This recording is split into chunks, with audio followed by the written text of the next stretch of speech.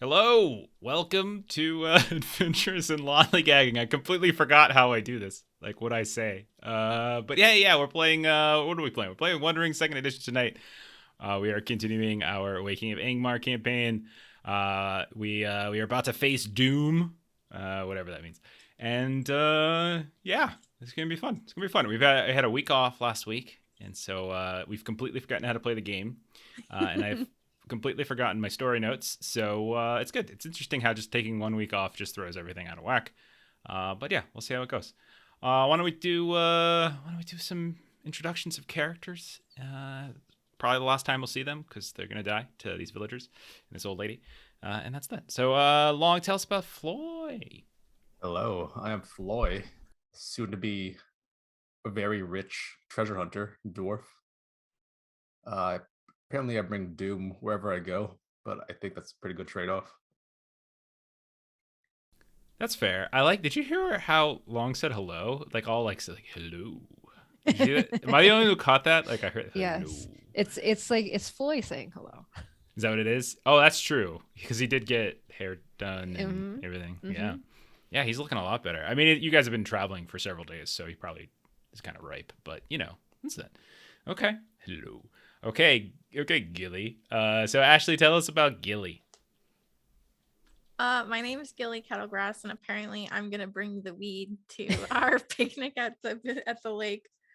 Um, but I'm Gilly Kettlegrass, and I am our scholar.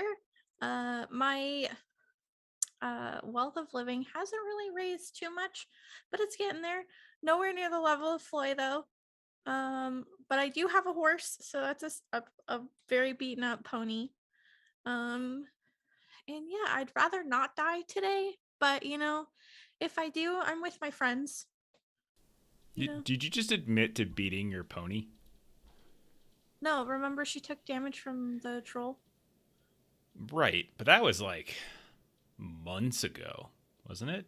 Yeah, because this is like springtime. That was Technically, before. but I mean, I think like I think Gilly just admitted to animal abuse. no, that's It is now canon. terrible. No, it's not. She was smoking a lot of weed. She wasn't in control.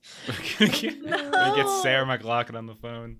She's gotta do something for all these No. ponies that Gilly keeps abusing. Gilly has a really angry high. She does. No. She really does. The Some horses people in just this get really, campaign are well taken care of. I haven't killed any yet. Unlike previous campaigns, we're working on being better with horses.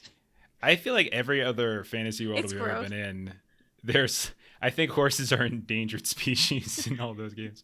But no, yeah. Dude, Where's my my horse? Where's my pony? What? Bad pony. No. I'm just picturing Gilly doing all things to ponies. No. Okay. All right, let's go to the bottom row. We got Urbiniel. Melissa, tell us about Urbiniel. So Iriniel is our Ranger of the North champion. She's actually been fairly hopeful since our Yule Fellowship. So maybe I'll use some of that hope in this situation.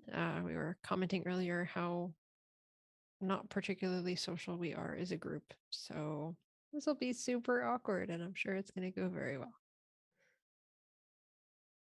Yeah, Melissa was asking if there was a dog she can give dog treats to, and that was how they're gonna win over. Actually, little known fact: the villagers of Escerdale hate dogs. So yeah, you're in trouble. They're really cat people. So We'll just hand out chocolates to all the old women. It'll be fine. there's really only the one old woman who's shouting. So we only have to win one over. That's great. Job has come to. Oh, chocolate? Never mind, they're okay. And then on we go. And then finally, we've got Erebon. Steven, tell us about Erebon. Megovanen. I am playing Erebon, Child of Eru, Exile of Linden, Warden of Eriador. Okay. All right. That's all So I'll keep adding titles as we keep going. Yeah. Child of Eru and Bonbon. And Bonbon. Super Bonbon. Yeah. Okay. All right. So let's do a summary. So we're on a new adventuring phase, and so you all heard during the winter Yeah. Rumors about strange folk near Lake Evendim, which is what you can see on the screen, and the ruins of Anuminas, which again you can see on the screen. You all decided you wanted to undertake a journey there and to sort of explore its surrounding hills, the hills of Evendim, and you were sort of operating under the suspicion, this is what you've been operating under, that these folk were likely somehow Rudauer clans, hill folk, under Lottie. Lottie being that kind of orange-haired barbarian woman who you saw many, many months ago in Fornost. Now, you spoke with Talendale and you spoke with Marvan, your two more seasoned Rangers of the North allies, and they mentioned a village of Escerdale. It's a very isolated hamlet that's known to other Rangers. Its inhabitants have a tendency to fish the lake. They also hunt its hills, and so if there's anybody who would know about like people passing through or anything like that, or any strangeness going on, it would be these people. So you've decided to undertake a journey to go find this village and see if you could win them over and get some information from them. Now, during the journey, you all discovered an unearthed cairn near Fornos that was haunted by a wraith that had recently killed a tomb robber. You kind of made the wraith sort of run away at that point. You defeated it, but the tomb robber was already dead. Along the Berenduin, or the Brandywine River, you witnessed this strange kind of ashen color boat that was carrying this unsettling dark figure that was sort of wrapped in these flowing cloaks, and it kind of gave everybody sort of a nauseous feeling. And then in a wood west of the plains, where the Witch King of Angmar, his forces, and they all fell to the host of the west, you all discovered a peaceful grove of trees, which seemed to be some kind of memorial to a number of elves and a Dunedain who died in battle along those plains. Now, while you started scouring the hills, it took a while, actually, trying to look for any signs of this hidden village. You've been told that they're very cautious people who don't really like outsiders, and it was very difficult to find them, in fact. But while you were kind of scouring the hills of Evendim and the shores of the Nenuel, which is another word for the lake itself, you found a bunch of broken statues, evidence of times long gone. You found this rickety dock. You saw these two very large wargs who disappeared into the wilderness. And listening back and thinking back, I realized they probably should have eaten your ponies, but I missed that opportunity because I'm getting soft in my old age. So it took a little time, but eventually you found this hidden path from the lake through this little dense thicket just to the north, and then you stumbled across the hamlet of Escerdale. You were greeted by some wary folk who were using not the most advanced looking equipment, stone spears and, bows and things like that, but didn't look like there was any, major iron or anything like that going on. And there was a very old crone and two younger folk who were talking to you, but the crone kind of took the show as she started to warn some sort of prophecy or some sort of foretelling that you all have brought doom to Escerdale, and sometime within the next fortnight, that the village itself will be destroyed.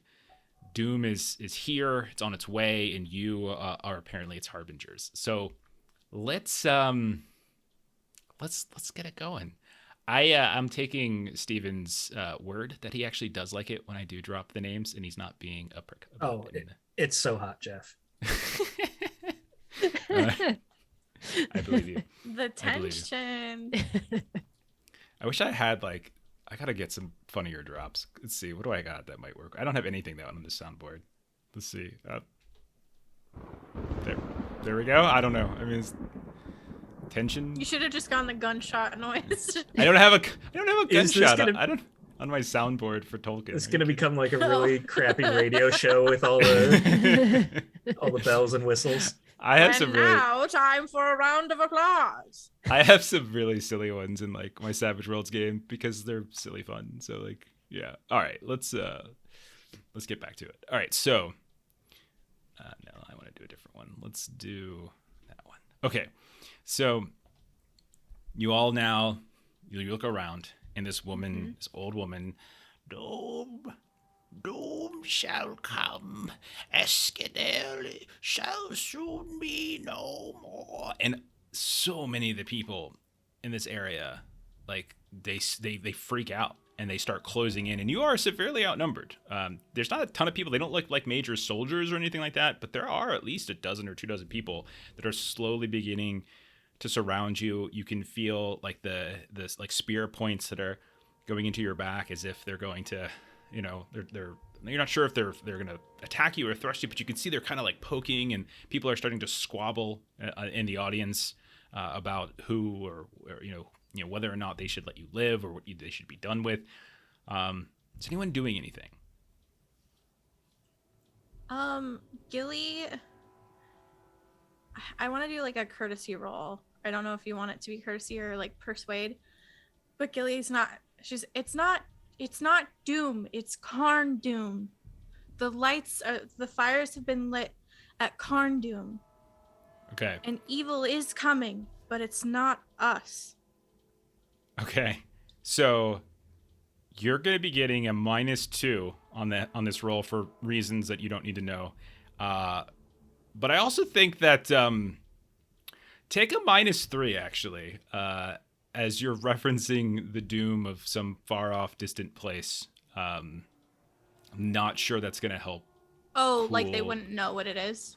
That and or you just said, "Hey, doom's coming," but we're not the doom, so I'm not sure that's gonna Okay. necessarily like Erebon calm the will be, like, situations. Above and behind Gilly, whispering, "Perhaps we should stop saying doom." Okay. We're selling chocolate. Since it's -3, can I do courtesy? No, courtesy's totally fine. Yeah, I'm fine with that. But it will be a -3 at this point. I'm ripping it. Okay. Failure. Okay. Which I expected with the -3. Yeah, sorry. No, that's fair. 2 of those are automatic, but one of those just made sense. Okay.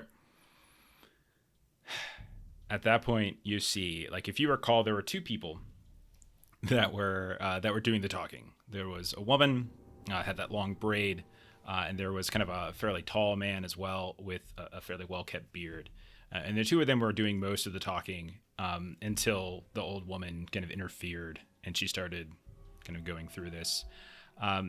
And it looks like they're starting to lose control of the crowd at this point.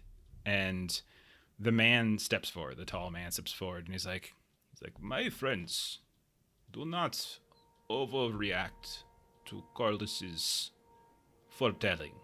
There is no need to exacerbate the issue. I am sure our visitors would freely relinquish their weapons, and we shall take them to see Marvan, where we can grip my spear a bit tighter. Well, we can discuss this in a more calm situation." That seems wise. I've been coughing so much this week. Okay. So you can see that like people are kind of looking around, like the woman with the braid, and that they kind of exchange glances. Like you can tell that there's like tension between the 2 of them. But eventually the woman with the braid, she kind of nods, she relents. And some of the folks begin to start backing up at that point. But you can see that there's a few of these people with these stone spears that are right next to you, and they're reaching for your weapons. Does anyone prevent this from happening? Renil does not. Don't necessarily have my spear like pointed at anyone. It's just set upright in the ground, but I'm definitely white knuckling it. If I see Erennial and the others giving up their weapons, eventually I would allow them to take my spear, but it would be after like they grab it and I have a moment's hesitation before I let go. So I'll say that all of your large weapons, your swords, your spears, your bows, etc., are extraordinarily obvious. There's like basically no way to hide that stuff. If you have like a knife or something like that, that's something you could potentially palm. Does anybody not relinquish their weapons or take a different tact? And you're freely welcome to do that. I just want to make sure before I assume. I will comply. Okay. So they reach down, they take your axe. And they this one fellow Careful with that.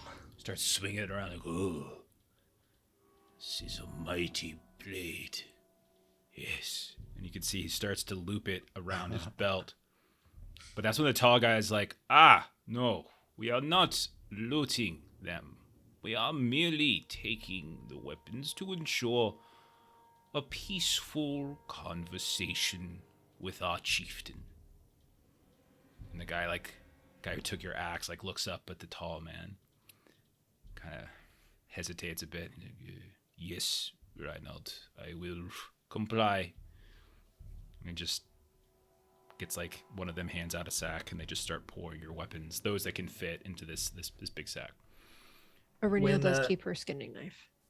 Okay, make a It's under her cloak, on her belt under her cloak. Yeah, make a roll to see if you do this. And since it's small and since it's specifically under your clothes and things, you can take a bonus to it. This sounds like a stealth, probably. I think simple enough. Unless you think I think stealth is probably the one that really makes sense. No, you're right. It's hard for me to get it. But I'll give you a stealth with it's small and it's underneath your skins, you said already. So I'll say +2. All right.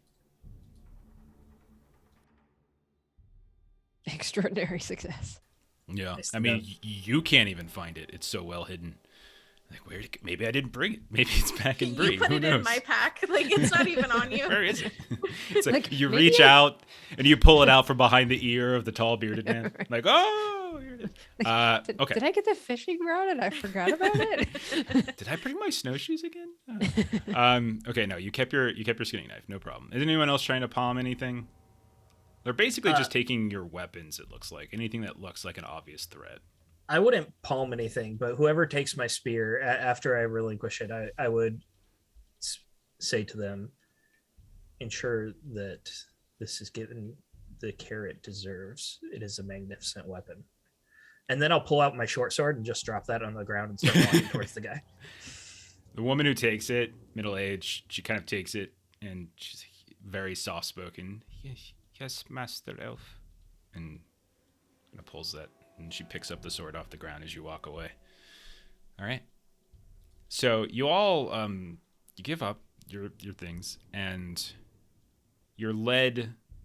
There, a handful of folks still stay around you, but you can see that there's already attempts. That the crowd's already diminishing to some degree. The woman with the braid is talking to a group, and then you can see that the tall man is walking towards you, and he's like, why a few folks linger behind you as guards, escorts, etc. And he says, "Do not fear. We mean you no harm, so long as you equally mean us no harm. But when Corliss makes a foretelling, it is something that, well, they come true so very often. It is very difficult to dismiss. And she sees you all as harbingers of some great terror for our village. Come with us. I shall find you a place to sit, rest, and I will see if our chieftain is available to speak with you." Thank you kindly. Yes, of course, my good friends. Come. And as you're walking, he's out in front, and he's kind of leerily looking out to the, kind of sizing you all up. A couple people are pushing past you. You got these, they're basically stone huts and stuff with some sort of thatch on top of it here and there. People kind of peek around. You can see that there's children, younger folk here as well. They run out, and then they're quickly kind of pulled back as you're walking through. And as you're walking, the man, Reinald, he says, "Forgive me for prying, but you are in interesting company. It is not often we get a ranger and elf. And I believe these two are dwarves?" Oh, I'm a hobbit. A hobbit from Bree. Am I muted? No, No, you're you're fine. fine. I was just reading Farkadev. Yeah. Oh no. Okay, Farkadev. Okay. Oh So- no. They want us to die. So you can see as he's talking to you, he's like saying these things. He's just saying this is very unusual company. And he's like letting that just linger in the air as if that itself deserves a response. With such good courtesy, I can't say I'm surprised. Well, we're mostly on a scouting mission. We've been and she turns and she like gets her book out of her pack, and there's been some weird things going on, and we've been investigating them for our patron Balin. Okay, so he doesn't recognize the name. You can't get no sense that he recognizes that name at all. I mean, he didn't really recognize. He's guessing as the two of you as dwarves. And as you say hobbit, he just sort of rolls that word around his tongue. Hobbit. Yes. Hobbit. I see. Well, Master Elf, we take great steps to hide ourselves from the world. As an elf, I would presume you would be familiar with these tactics of ours, being often reclusive, I believe, is your people. I appreciate solitude, of course. However, I would not then be surprised to not have many visitors.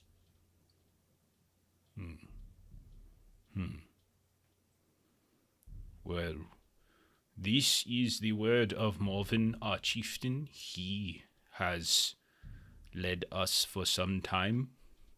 Perhaps the future holds more. But for now, we shall abide by his word. And as he's saying this, who's got high awareness? Just like default awareness pips. Aurelian. I I'm have moderate. 3. Oh. I have 2, but I'm favored. So those of you with a couple ranks in awareness, anyone who's got like 2 or higher, you notice that there's a man who's been sort of following you all. Like, you can see him in between the huts. He's like staying behind the huts themselves. He's not actually like following with you or behind you. It's almost like he's behind the hut looking, waiting as you kind of pass, and then he like cuts around behind the next, almost as if he's just sort of pacing you all and watching. It doesn't appear as though Reinald notices this.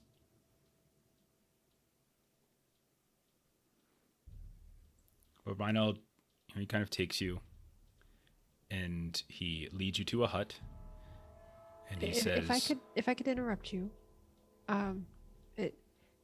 were you intending for another one of yours to join, or is this some extra safety protocols? we will keep you comfortable in this place. It is a safe and warm. We will bring you food and refreshment, but until we tell you otherwise, we would prefer if you were to stay inside. I will speak with Demelza to see when her father will be well enough to host an audience for you. Until Put then, it more bluntly, no. she was asking who the shadow skulking around is. oh, he kind of looks. That is Mudan. Mudan, come! And you see the guy who's kind of peering. He's like, you see him get kind of upset as he slowly kind of walks out. And Reinald looks at him and just says, there is no need to skulk.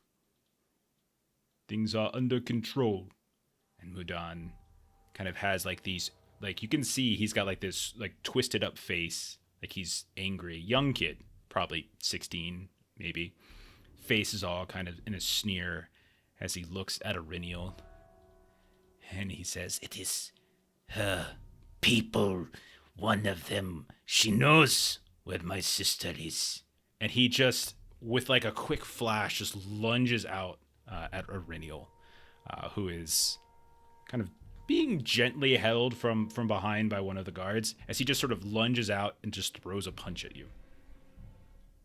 Is that okay? Am I allowed to do that? I don't allow it. I would say. So, would you say that Ariniel is bigger than this lad? Then who? The one who's punching out at you? I was just kidding about the. I was just stalling to get the stat block up. He's gonna throw a punch at you no matter what.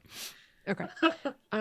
If Non-consensual punch. If he is smaller than Ariniel, like Ariniel may not actually do much to defend.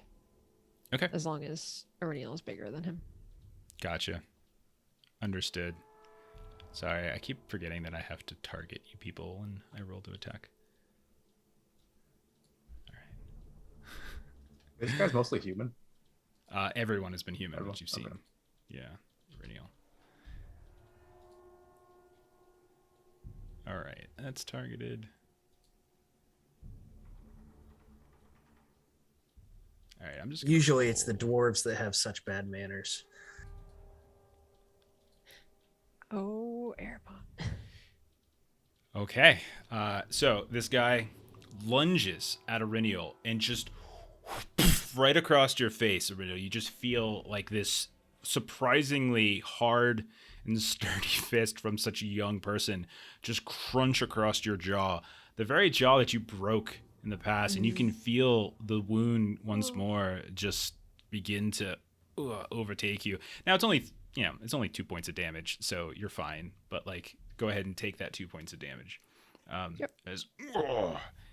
Rhinon immediately is like, "Mudan, that is not our way." And he kind of grabs, and you can see a few of them starts to pull him back. "I don't know why you protect her. She is just like the others. My sister, where is she? Where?" And they're just dragging him away as he's just sort of screaming at Reniel. What did they look like? Reinald will turn to you as Mudan is like kind of being dragged away, and he'll just say, I apologize for the behavior. He is a headstrong young boy. And Gilly will start flipping through her book, and she'll get those tattoos of the Hillfolk people. Did they have facial tattoos like this? He looks, no. Okay. He believes the rangers that have settled on the shrouded islets in the lake are somehow responsible for his sister's disappearance. We think many things of rangers, but abduction is not one of those. He is left alone. His parents have passed. His sister was his only kin. He is an angry boy. Do not let him concern you anymore. We will keep him distant from you. And Ariniel, kind of this whole time, like, she didn't adjust her posture in any way. Like, this was kind of his issue, but she will ask, do the other adults here have any theories as to what did happen to his sister? I should not speak of this. I am speaking out of turn. I am merely your escort. Roll, Arinio, go ahead and roll. You can roll whatever you want, like persuasion, courtesy, something like that, but you will take a -1. I'm sorry. No, just a -1 actually for you. Okay. Let's see. Maybe you could hunt for an answer. I know. Can I climb a tree? That's really like anytime I can use athletics and climb a tree. All right. No. Oh, Yeah. That's a failure. So as you press him, he shakes his head. "No, I am sorry. I have said too much as it is. We will place you here. I will keep our 2 guards here for your protection to ensure such incident does not reoccur. I will Fetch Demelza. She is the woman you met when you first arrived. She and I will go to her father, and we will see what to do next. We will bring you food, refreshment. It is warm. Take rest. Good day. And you kind of like, there's this weird sort of bow, and you can hear, like, you can see like one of the guards who were carrying you, the soft-spoken woman who took Erebon's spear, and like the guy who took Floyd's axe, like they're sort of standing out in front of the hut. One of them like holds open what looks like some kind of animal skin door type of thing, kind of lets you all inside. And it's a fairly modest hut. You can see there's like, different skins and rugs all over the place here and there. Yeah, I mean, like, you just sort of sit down for a bit. In a few minutes, you can see that someone brings in what looks like some kind of crude bread, some dried, looks like, some kind of fish of some kind, some fish meal, like some sort of chowder soup, and just sort of sets it down in front of you and nods and backs out. And none of you are bound. Good. Go ahead, This Gilly. isn't going as I thought this would be going. Well, when Erebon and I can attest, when you are used to spending time in small groups or solo, it is generally not a welcome party thrown for outsiders. I would prefer to have no further attacks as part of this discussion, but I am, as of yet, not disheartened that we will have a positive outcome here.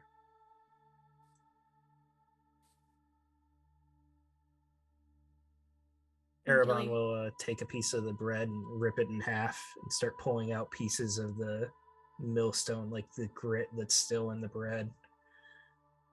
This food is almost as insulting as the punch to a Renial, and just throws it on the ground. Come on now, this must be a local delicacy. And I'll pick it up and try it out. Yeah, you taste it. It's like there's probably a very unintentional crunch to it. Like it's not. Erebon's not wrong. It's not the best stuff in the world. That's for sure. And in case you can't tell, Erebon's very upset at the lack of courtesy. He's not used to this, despite being an outsider. Is there, so is it sort of a door or a flap or something? It's a flap. Okay. Aurenial would like to just sort of be eyeing sort of what's going on. Okay. I mean, most obviously, you see there are people lingering around. Like, they're trying not to gawk, but you can tell like a crowd has formed here and there as they're watching.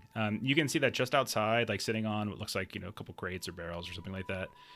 You can see that there's the two guards that are out there. One of them is kind of still admiring Floyd's axe. The other one she's very sort of gently like set the spear like up against the side of the stone hut. But aside from that, there's nothing too much you can see just from like that little seam between the flap and the frame.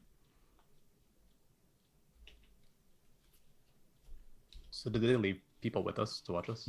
Yeah, there's those two people right outside. Like I said, like there's the one outside. that took your axe, who's still kind of admiring it as he's sitting on a crate outside, and then there's the other that's like trying to find a place to stand the spear up with reverence.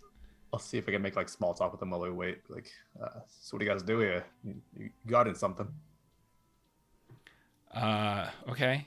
Are you like talking through the flap, or are you like sticking your head out? Yeah, I'll go through it. Okay, so He kind of peeks a little bit. You open up the flap a little bit, and you say something, and the guy who's sort of messing around with your axe, he'll say, "We are guarding you, dwarf." Yeah, but what if we weren't here? Guarding something else? Or what do you do here all day? Are you like a hunter, or? This is where we live. I What- am a what's up with hunter, those- yes. And she'll nudge Floyd and be like, "Ask him about those freaky wolves." Why were they so big? You southern folk. Afraid of wolves? He just starts laughing. And you can tell the other one's like very reserved, not really saying anything. But he's just sort of laughing. Like, wolves. Have you seen how tall I am? That thing was huge. Well, perhaps you should not have crawled out of whatever hole you hide in. I mean, my hobbit hole is really nice. And Gilly just kind of like walks away from the flap to go sit next to Reniel. When was the last time you had visitors? We do not get them very often, but we have had more of late. You are not the first who have been here this spring. And you can see that the woman who's been like very quiet, she's just like sort of staring at him like, you're not supposed to say this kind of stuff, but he's just like messing around with the axe and not really thinking as he talks. You said others. Were they human? Dwarves? Were they? No, they were that one's people. And he kind of nods in the direction of Erebon. There were elves? Yes. They thought they were stealthy and that we did not see them, but we saw them from far away. We saw where they hid their boats. We saw when they walked through our woods. Ha! Such arrogance, but they are not nearly as careful as they think they are.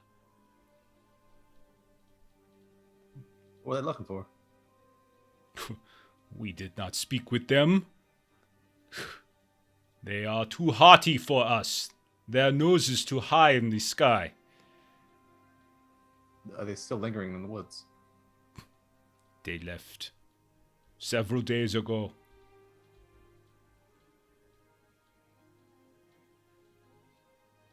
So what's your chieftain like? Marvan was once a great warrior, very strong and fair, but age has taken him. But he still could take you, dwarf. You are just a product of your weaponry. He could take you barehanded. That is how we teach ours, to fight with hands and fists. We do not need the tools that you have here. Such adornment. And he's kind of holding it up. You got like, like dwarven runes and stuff like that. Like, is this a toy or is this a weapon? You can try it out yourself. He's like, perhaps I will, dwarf. Perhaps you might need to be a few hands shorter. You could tell it wasn't a real threat, but... Yeah. I just laugh with them. Yeah. Okay. Just kill time for now. That's it. All right. Aurynio will pop out when Floy kind of ends the conversation. Yeah, they're not really letting you out of the hut. They're just like, you can pull peeking my head up kind of above his head, where he's kind of has the flap, and just ask, well, I mean, if the wolves are not something that frightens you, what about the beings that pass on the ships in the night? And she'll kind of explain what they saw. And kind of that eerie feeling and that. Yeah, so the Gilly woman and the man, nudges you. they both exchange looks, and they say, and they just, like, you get no visible sense of recognition from them, and the guy just says,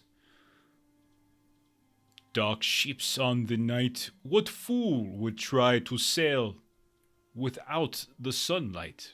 It is hard enough with the mists. Perhaps you were dreaming, Ranger.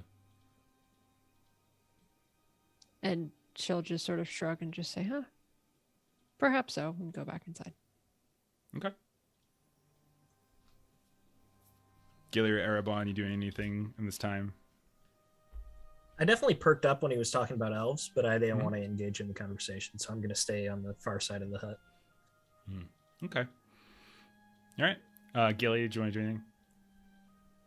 Maybe one last question Yeah, go ahead. about their fortune teller, or whatever they call her. Corliss, the old crone. What was her last prophecy? What was her last prophecy indeed? That the ice would not melt for winter until very, very late. She was right. And she said that 3 ships would break upon the shores, and we would not know from where they came. And though they did, all 3, one day, and then the next, and then a third.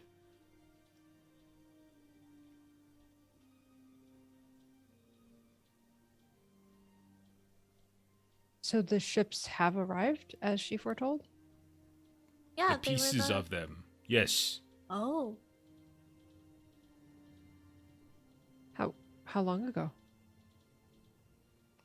A fortnight? No. Let me remember how long ago winter was. It takes a moment.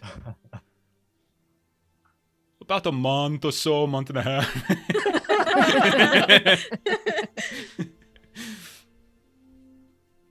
I know it's hard for him to count. Yeah, I know. I can keep this when you leave. Yes, dwarf. It would help fell trees. No, but I could show you how to craft one. Could you now? Of course. We have not the smith for this. Perhaps I keep this one, and you go home and make yourself another. Oh, I need this for my journeys. Do you? You know it is custom for you to bring gifts when you visit our village. Yes, but this will only last you a day. I can teach you how to make it. It'll last you a lifetime. We have similar phrase, but for fishing. Oh, I've heard that one. We've sort of adopted it. So you would know that they probably don't have the equipment necessarily for like high quality dwarven smithing. They have ore lying around. They don't have a ton of. You don't really see a ton of metal around here. Like there's some, but like you don't see like they're using stone weapons and wooden bows and stuff like that. So okay. Does anyone else want to do anything or say anything to these two? Do we want to ask about Mudan's little sister? Might as well. So the younger fella, Mudan, the one who he got the punch in on Aurenial. I'm very sorry for that. Like the. Oh, it's okay. We understand. Like when you're upset and we get it. Poor ranger cannot take punch from little boy. You are not as tough as they say. He's swirling and around like, his axe. Gilly's He's just such a like, punk. whatever. How long ago did she go missing? Like she kind of looks over at Suko and he just shrugs. He doesn't really care. He's like hacking away at this crate now at this point. Just like using the axe. He's like, it matters not. Tell them what they want to know. They will either be dead or gone by morning. And then the woman says, she left.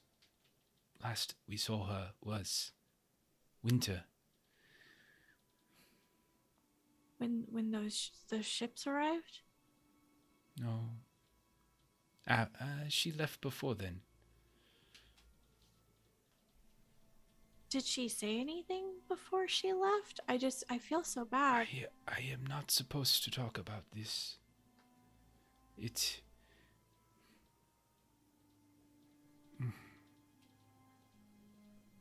is not my place. I am very sorry. I can fetch you more food and bread if you like, but I cannot. No. Okay, I don't mean to put you in a bad situation. She just sort of like looks around, not really. Yeah. If only we could help, though. And Gilly will just kind of go and sit down inside. Okay. So a little plant that seed. Yeah, sure. So some time will obviously pass at this point, and it's probably like a good 3 hours before like anyone comes back. And you can see that it's Reinald and Demelza was the woman's name, like with the braid, the two that spoke. In the time, you get the names for the guards who are watching you. Suko is the guy who's like swinging the axe, and Errol is the woman who's kind of soft-spoken. And it's the woman with the braid who speaks up, and she says, "My father will see you now, but I should warn you, his mind plays strange tricks on him. I should caution you, he takes the word of Coldis very seriously. Do not dismiss our ways, no matter how much you might not believe them. He was a very proud man. Do not underestimate him, despite what he appears like now." And Gilly just like nods. We will be nothing but respectful. And so I let out a huff. Okay. So they escort you out through the village again, like out into the middle, and you can just see like there's folks around. And as you're looking, like people seem to have kind of gone back to work a bit, but every now and then people are peering up from whatever it is they're doing. There's all sorts of trades that are happening here. You see boats are stacked up. Looks like they kind of hide them here in the village. They carry them down to the water when they want to go out. And you can see people are like have these big old wooden tables cutting up fish. You see people who are kind of doing the same with various animals of the woods nearby. And eventually you're kind of led through this sort of thicket village to a larger hut, but not demonstrably so. You can see that it has kind of like a raised, like sort of a raised on a small hill, almost as if it's like some semblance of sort of authority. There are like 2 torches out in front that are burning, and there's a couple people that are standing guard out there. They have their stone spears and whatnot, and they don't even really look at you too much. They kind of just eye you, and they give a nod to the others. And you're led inside by Reinald, by Demelza. You go inside, and you can see that it's extraordinarily hot in here, like just burning hot. As you look around, there's different types of kind of like animal skin rugs and stuff on the ground. It's got these long wooden planks as floors, over top of which the rugs have been laid. And there's like a fairly large brazier in the middle that's just sort of beaming up this sort of intense heat, like this square thing. And at the very far end of that, you can see that there's a man who has all sorts of layers of like these animal skin rugs and coats and things covered over top of him. His beard is like wiry and bushy. You can see that he's like just bleeding, or not bleeding, he's just like sweating beads. But you can tell that he's just sort of leaning over and pulling fairly tight. He's got what looks to be some kind of woven braid around his forehead as well. Some semblance of authority. You would peg him probably in his, maybe 50s or so. Kind of his face looks fairly, weathered and such. But as you walk in, the woman, Demelza, steps forward. She says, "Father, my chieftain Marvan, we bring you the outsiders." And she turns to you. "Speak your names." I am Floy. Who is your father, by the way? Dwarves usually do like Floy, son of... Do we know who Floy's father's name is? Floy, son of... Well, I don't know, some guy. Floyd. Floy's... I haven't come up with a father. I want to make a horrible joke about your mom right now, but I don't know. Oh gosh. No, your mom, it could have been anybody. It's terrible. Okay, and so you all just kind of go around. Does anyone do any specific flourish or anything with your names? Gilly just says, "I'm Gilly Kettlegrass of Bree." She's very proud to be a Bree Hobbit. you just hear like this heavy snort from the other side of the fire. Tired of men who wallow in mud and filth and call it a city. That is not something to be proud of. Yeah. And he Right spits on over. the ground. He's just like So this very huge, proud. like. Okay. Anyone else do any sort of specific title or flourish? I would say Aurenial, child of Duanor and Moriel. Oh, okay. Begrudgingly Erebon, and that's it. Okay. All right. So He says, "What brings you to my village of Escerdale? You are not welcome here. Only knows that we invite within. We have not invited you. Speak now. Quickly, for the cold shall get me."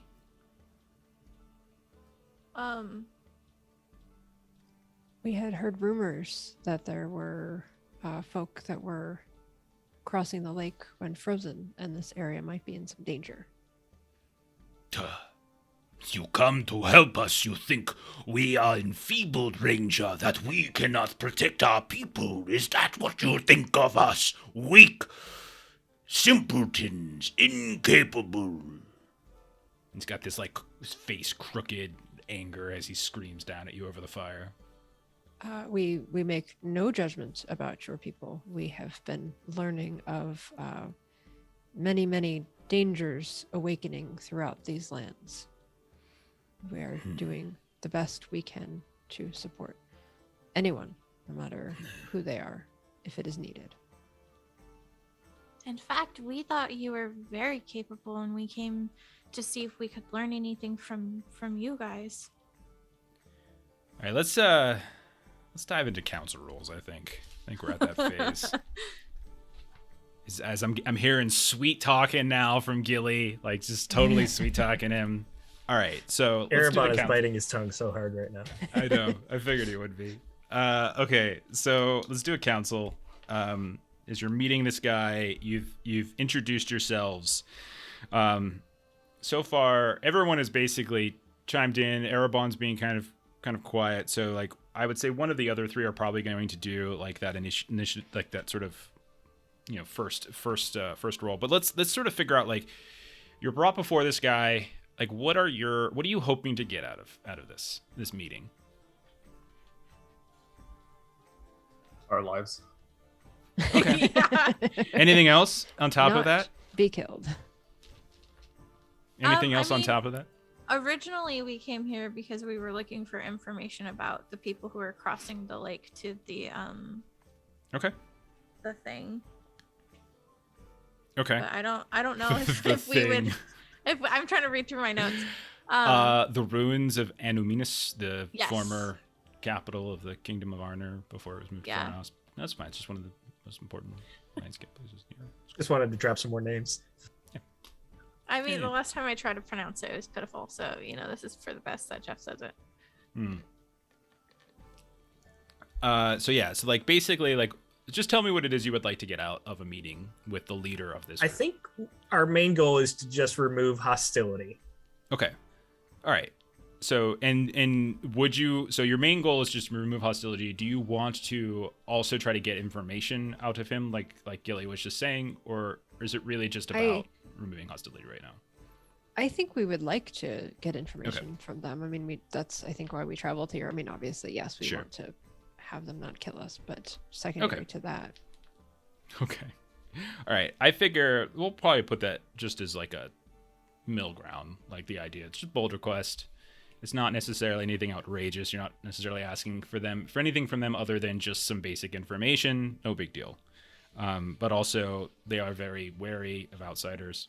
So then, so we got our resistance. I don't really think there's. Yeah. Who wants to do the introduction? So we've heard Gilly kind of sweet talk him. We've heard Aurenial kind of also sort of sweet talking, like the both of you kind of were trying to do a little bit of flattery. So, and Floy, you just introduced yourself. You just said Floy. So persuasion. Who wants to do the introduction roll here?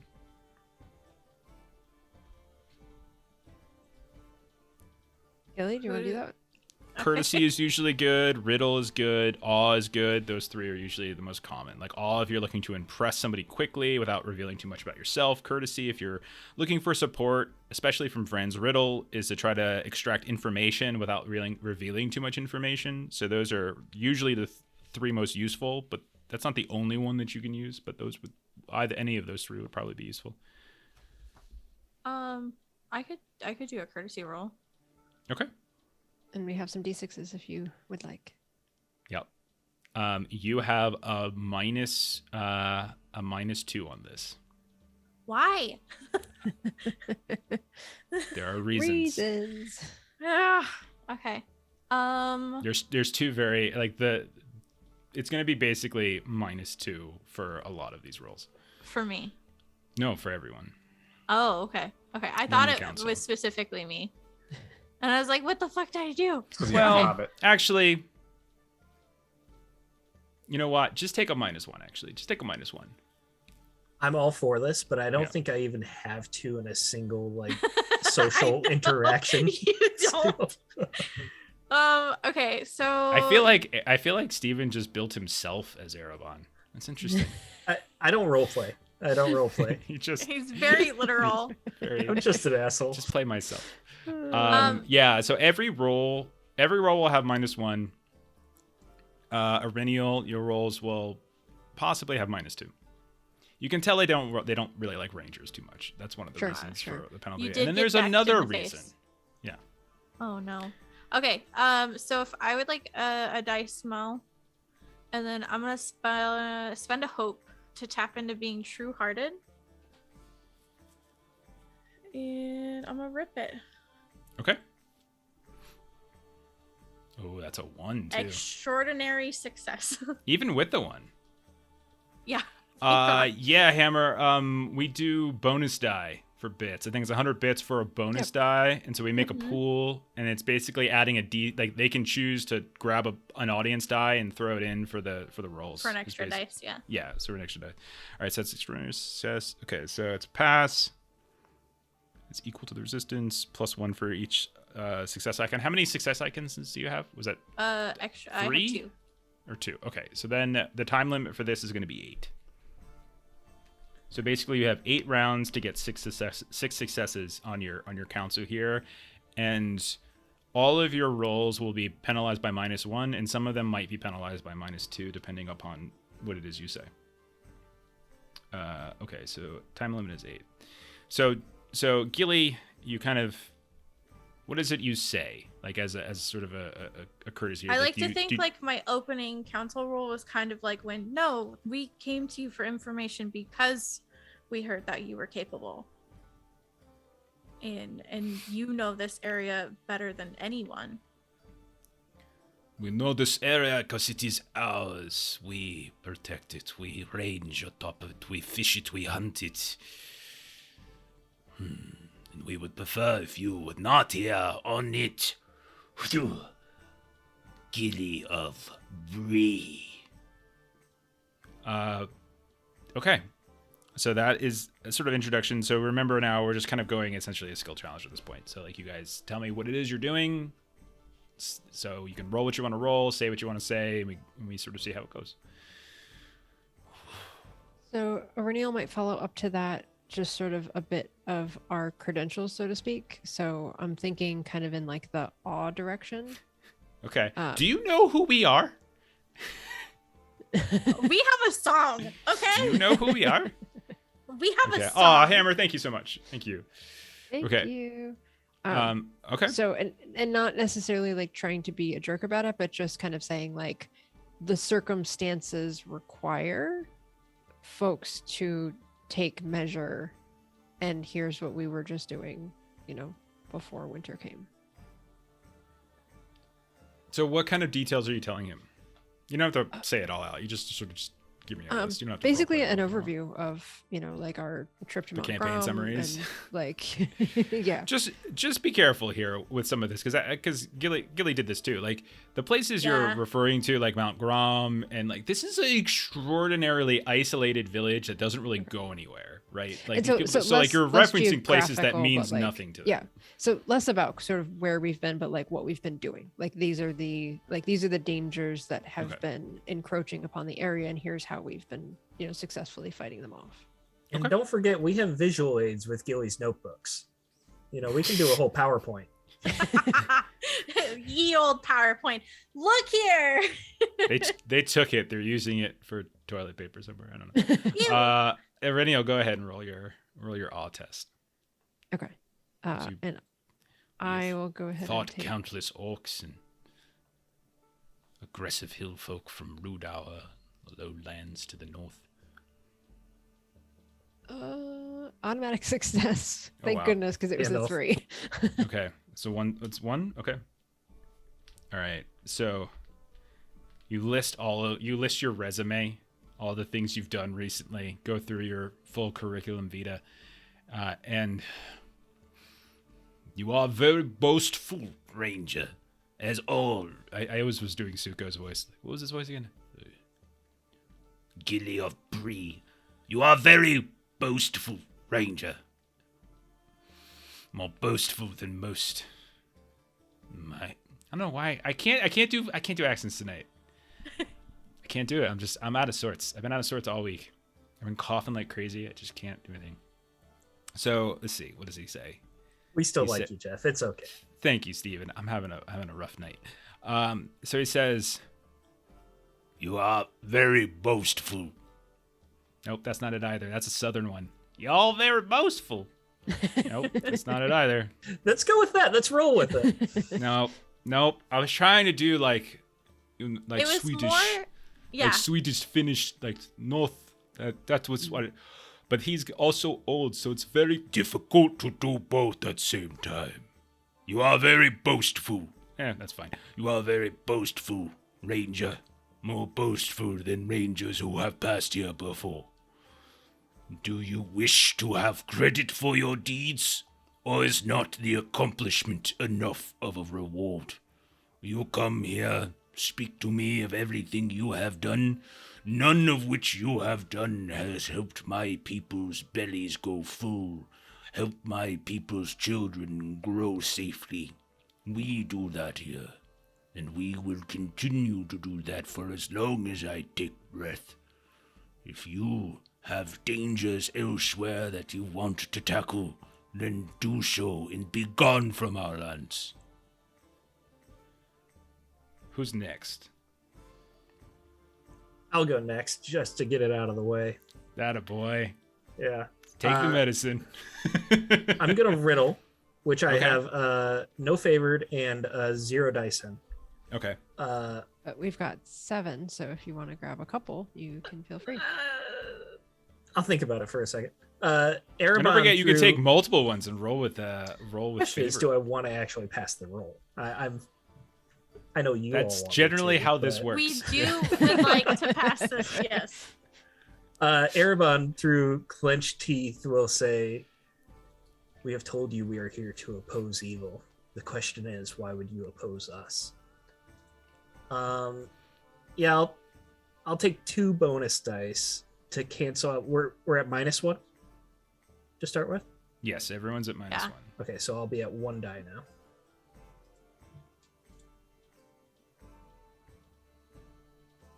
Okay. You could have done lore. Wasted the 2 bonus dice. Sorry. So he looks over at you and he says, If you were home and strangers intruded through your front door armed with weaponry, with instruments of war, would you not take precaution? I have heard of the incident on the road where a young boy punched this one. Did we not pull him off you? We have not treated you harshly We ask that you not bring your weapons into our village where our children play. We ask that you remain comfortable. We have fed you within our hut, and now we bring you here for conversation. Tell me, what have we done that is so wrong? Who's next? That would be me. What Don't a- you hate it Yay. when I make the argument make sense on their part? It's like, oh shit, when you put it that way. Well, I remember being jabbed with the spear. All right, that You wasn't were- cool. You were poked. You weren't stabbed. I said jabbed. That's like in between poke and stab. I'll tell you what, you all go into your neighbor's house right now, brandishing swords and spears, and you see how they react. I didn't go in a hut with the spear. Okay, I was right Close enough. outside. It's close enough. You bursted through their thicket wall. Go ahead, Floy. It's just like the weird LARP kids walking down the street. That's all we were doing. Except with Yeah, real weapons. It's not like plastic with like tinfoil wrapped around it. Well, it's not like there was a drop box outside the thicket either, like saying fair. leave all your weapons here. All right, I'm sorry. Maybe if the town is well hidden, it means we do not want to be found. Floy. I What think do you I'll say? just go with the riddle as well. Okay. I'll just follow up upon the prophecy and how Doom was being brought in. Be like, if we have brought Doom, then be willing to rid of it or somehow learn more about it. Okay. Okay. Go ahead, roll. So you're trying to coax out information from him. Yeah. Okay. Do you have a penalty? Yeah, -1. That's one die. I mean, it Yeah. took them days to find it, Australis. Like, days. I'll Got take an elf and a ranger, and it took them days to find a town that was like 100 feet from the shore. So, pretty well hidden. How I'll many take a you want? bonus to make it neutral. Okay.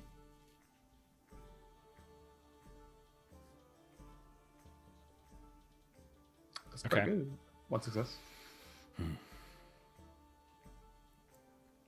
You see like a kind of this big grin, and like you can see most of his teeth are kind of missing or crooked in some fashion, and they're barely peeking out from behind this horrible beard. Doom has swam in the dark depths of the waters of Nennuil for generations, since long before the age of you dwarves and men. And you think you will come here and do away with it? I thought the ranger boastful.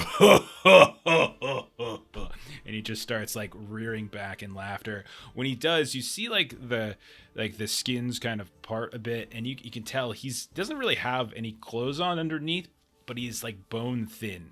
So he just sort of rears back. You can see this like kind of old man bird chest, the bones peeking through as he's extraordinarily skinny. And then as he gets done with the laughter, he just kind of starts coughing and cuts the laughter short, and then he pulls it back.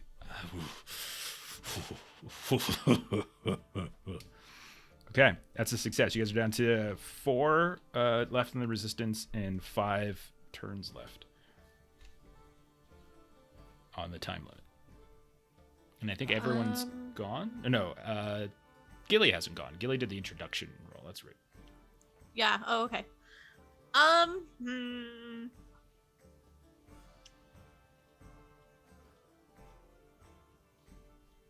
I would like to do a healing roll by offering him tea. You don't Didn't- have any tea, though. Or Got weed. that's true. Yeah, I You got got weed. me. You smoke? Hey, you smoke, bro? Let's see. Yeah. Never mind. None of you picked heated blanket for your God damn it! I should Important have picked item. a heated I was going blanket. to, but then I knew that you would pull like, well, where's the nearest outlet? That's like, exactly what I was about to say. I was gonna be like, I would have said, "Oh, that's a shame." Now it's just a really uncomfortable blanket.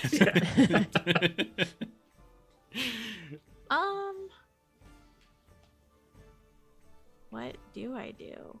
If anyone else has an idea, you're welcome to hop in. You Yeah. don't have to do it in specific order. Oh, that's not the right music. There's not birds in here that are chirping. Erebon not could right, sing Evan. a song. Could you now? I'll wait for what Aureliel's got going for her, but that's what I can offer to the group right now. So I guess my question is, because I also have healing, I've got 3 in healing. Do we have to have something to go with the healing, or given the fact that we saw that he has some type of symptoms, like could we do a healing? So, Just sort of like a knowledge healing. I don't or know like, if I don't he'd know how that let works? us. Is Yeah, the thing. that's I mean, like the council is the whole idea about the council is like earning trust and whatnot. So like if you're going and trying to lend some kind of medical aid to him, like that's the type of thing that probably first requires trust. So Sure. Yeah. I'm not sure that would. Just That's why I was like, maybe we could offer a gift, but then I was like, we don't got any shit for that. So yeah. yeah. Could I do a suppose- lore roll? I suppose. Hang on the lore roll for a sec. I suppose we could make an argument that maybe like if you roll a heal test, like you might be able to identify like what's wrong with him, and you can lend aid, just verbally try to diagnose him from a distance. I think you can try that if you want to, Aureliel, but without being able to get close to him and really, like I do think I would probably give a disadvantage for that. So I would probably say -2 to your heal, but you could do it if you wanted. Okay. Gilly, I don't want to step if you were going to do that. No, I can do this next. It's fine. Okay. All right, then I will. So I've got 3 in it, and so then I will take 1 from our pool, which puts us at 3, so that I'm not losing anything on the roll. Okay. Oh Okay. no! By 1. By 1. So close. So as you try to like, say a few things about like, what's befallen him, treatments he could undertake, that kind of thing, he just sort of recoils. We have a healing woman. Corliss has kept me well all my life. I will not listen to the word of a stranger who just wandered into my home over that of a woman I have known all my life. Okay, so you are down to 4 on the time limit with 4 resistance left. And if you don't get it, then we turn to the execution scene. Oh dear. Gilly, what were you thinking of doing? I was thinking of doing like a lore roll. Like maybe I read in a book somewhere when I was with Oswald about like maybe some great battle that his people had taken part in. No. I mean, like that, like what you're specific. I'm not saying no to the lore roll, but I'm saying no. I don't. They're so reclusive. There's nothing Oswald would probably have on them other than the fact that they might exist, and like whatever the rangers that have engaged with them. So, but if you want to like mine lore for something else, I'm open to that. But I don't know if that specific piece of information would work out here. What else could we mine lore for? Do you guys have any ideas? Maybe something about the importance of just the general geographical area. You got the hills, you got the lake, you got Inuminas. Like there's, you could potentially, dive into that if you wanted. Well, because we were coming in for information on Animinus, so maybe that's what Gilly will dive in about. Like, we just heard about people crossing the lakes while it was frozen to Animinus.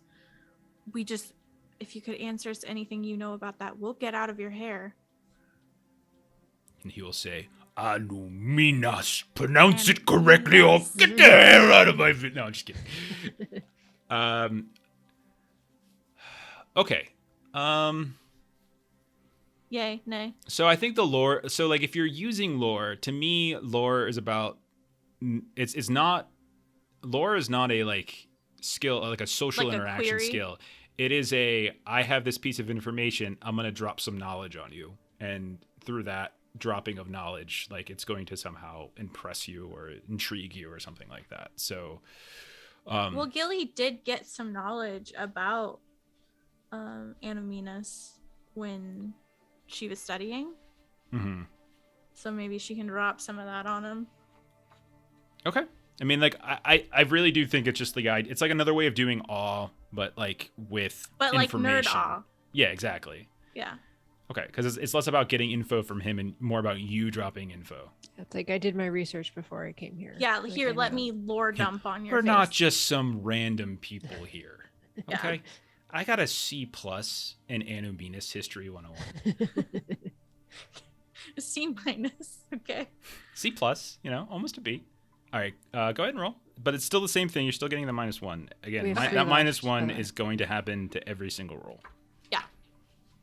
I'll take one, Mel. 2 left. Yay! Great success. Okay.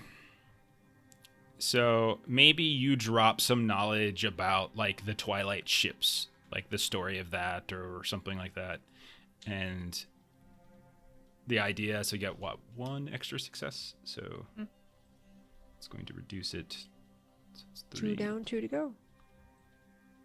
No, it's 2 down, 3 to go. Yep. Oh damn! I thought it was 4 to go last time. Well, it was, she just did the 4th. Yeah, I was the 4th. That was 4 to go. But she got 2. She got a success, and then she got a great success. So she reduced the resistance down to 2. So the resistance is that's at what 2. I meant. Resistance that's is what I at 2. Time limit is at 3. So as you like mentioned, like this sort of story about like the Twilight ships, that sometimes can be seen like, if you're high enough at one port, in the sort of, the various like stories and folklore, like you see like his eyebrow kind of cocks like a kind of a Spock sort of way, and then he gets kind of fairly forlorn and he says, "I would have liked to have seen them before my time ends. Alas, this sickness limits me. So be it." And then he just kind of gets really sort of forlorn, like stares off into the fire. But no, I mean, like you certainly intrigued him at the mention of it. Okay, next up. I think I'd like to try to persuade. And I will use both of those bonus dice to do so. All right. Which Hail gives Mary me time. 1 die again. Oh man. I would say You got anything your hope applies to that you could, I guess I dip could use into? that. I'm not going Wait, to is use this those still- bonus dice. This is I'm the not last gonna use turn, or is either there of more? those. There's So 3 get those total 2 bonus left. dice back. 3 total turns left. Yeah. I would say, would not even your own people consider it foolish to travel these woods unarmed? We have brought no violence unto you or your people, despite the provocation that your young tribesman has brought to us. And I will use my elven skill to spend a hope for a magical success on this. Oh my. Wait, then why did you take? Oh, because I said to not use the bonus dice on this. okay, I was gonna say. Yeah. Okay. I forgot you had that. Yeah, I don't like using it. I like hoarding hope because I know that Yeah. I'm not hopeful. So I mean, you tell me if this is because I think the magical successes have to sort of manifest in a way that seems slightly something out of the ordinary. Like, so is it something about the way your voice kind of unfurls in sort of this almost mesmeric kind of way, or is there something else you're thinking? Maybe partly that, but also my demeanor would have softened after his rebuttal to my last argument. I could understand his point of view a little bit more, and it would allow me to bridge that gap and allow some concession, acting a bit more contrite. Okay. He's still kind of looking down to the fire. He's got this very sort of sad look on his face. I've heard that elves carry wisdom in what you speak. Erebon is wise. You have shown no aggression here. That is true. He just like looks up at this point, and the fire's kind of flickering around his face, shadows like deepening underneath his eyes as they sort of seem to retreat and sink back.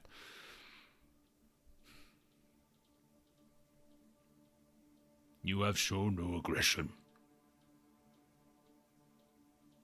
You will be met with none. And he will lean over. Daughter, fetch Mudan.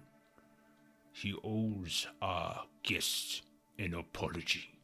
She's kind of bows, her like braid sweeps down, and she sort of leaves the tent, or the hut at this point, leaving just like Reinald is in the back, because he's been standing. The two of them have been standing behind you the whole time, very, very quietly. And so he's still back there, and so yeah, she runs out. Resistance of 1, time limit of 2. You have 2 tries to get 1 success. Yeah, I'll connect with Amir. Like, from a warrior to another warrior, we don't come out here without purpose. There's something to be found, thought, and that's why we're out here. You know what? I'm gonna give you a +1. I like tapping into that. That makes sense. I like That'll cut out the penalty, and so you can just roll it flat. Got 2 left if you want either of them, or both. That should be fun here with all roll. Should be fine. No problem. It's in the bag. Mm. Classic log. Classic What? log. 2 Overconfident. 1s and a 2. Unfortunately. Overconfident. And he says, The elf speaks of peace and a lack of aggression. The dwarf follows with talk of war. It seems your fellowship is broken, and it seems as though you do not have one voice. last try, or else we go to the execution scene.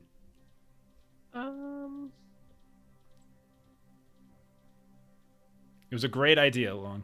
It's a shame you were just too confident. Classic Long. Just like when, like what the? just like, oh yeah, I'm Nocturne. I'm like way ahead of everybody. I'm gonna ult into these 4 people. It's gonna be fine. And then Have we all gone twice now? let's see. don't- Gilly, you've only gone once, I think. Gilly, you did the lore. You did the introduction roll, which is different. Oh yeah. And then so Gilly hasn't gone. We don't have to. It doesn't have to be even. As long as everyone contributes at least once, I'm cool with it. Yeah. I mean, I could do another courtesy roll, or maybe like a riddle or insight. What's favored for you? Insight and courtesy. Yeah, I would definitely do something that's favored. Technically, I could spend another hope just to cinch it, but I really don't want to. But I will. That's what you guys want to do. I feel like if you're not hopeful, then you should like spend hope as soon as you have it to really not be hopeful. No, we Your don't want him to character be sheet should miserable. match. I remember when you used to get playing on this. Long for not spending his hope, and now that shifted over to Steven, it seems like. All right. I feel like you were Last call. successful, so if you want to keep at it, like you had the momentum going in the right direction. So here's where we're at. You have gotten to the point now where it seems like you're not physically threatened. Like you don't get the sense that should you fail this council, you will be allowed to leave with your lives, no problem. You have your items back, etc. But you will have not made friends, and you will have not gained the information you're looking for, which means you will have to acquire it a different way, and a harder way, probably. So that's what's at stake here, is basically that second part. Okay. So Jeff, you're talking me out of doing that then.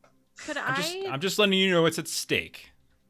could I do a courtesy roll in the sense of like, We appreciate you asking Mudan to come in and apologize, but there's no point. He's hurting already. There's no point to push this further. You know, you guys have been hospital enough. Like, we don't need to further step on, or more than enough. Like, we don't need to step on his toes, kind of thing. Okay. Sure. No, that's fine. You're trying to basically be humble. It sounds like you're trying. Yeah. It's like, no, it's all cool. Like, sure. No extra bonus for this. But you still have the -1. Want the 2? I'll take 1, and I will spend another hope. Okay. Leaving 1 on the table. There we go. I Great see to- Gandalf. Hey. I saw Gandalf in there. You have shown great courtesy, little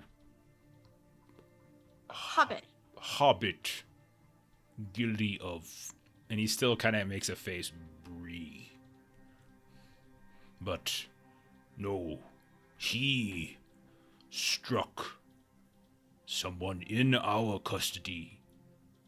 There are consequences to that.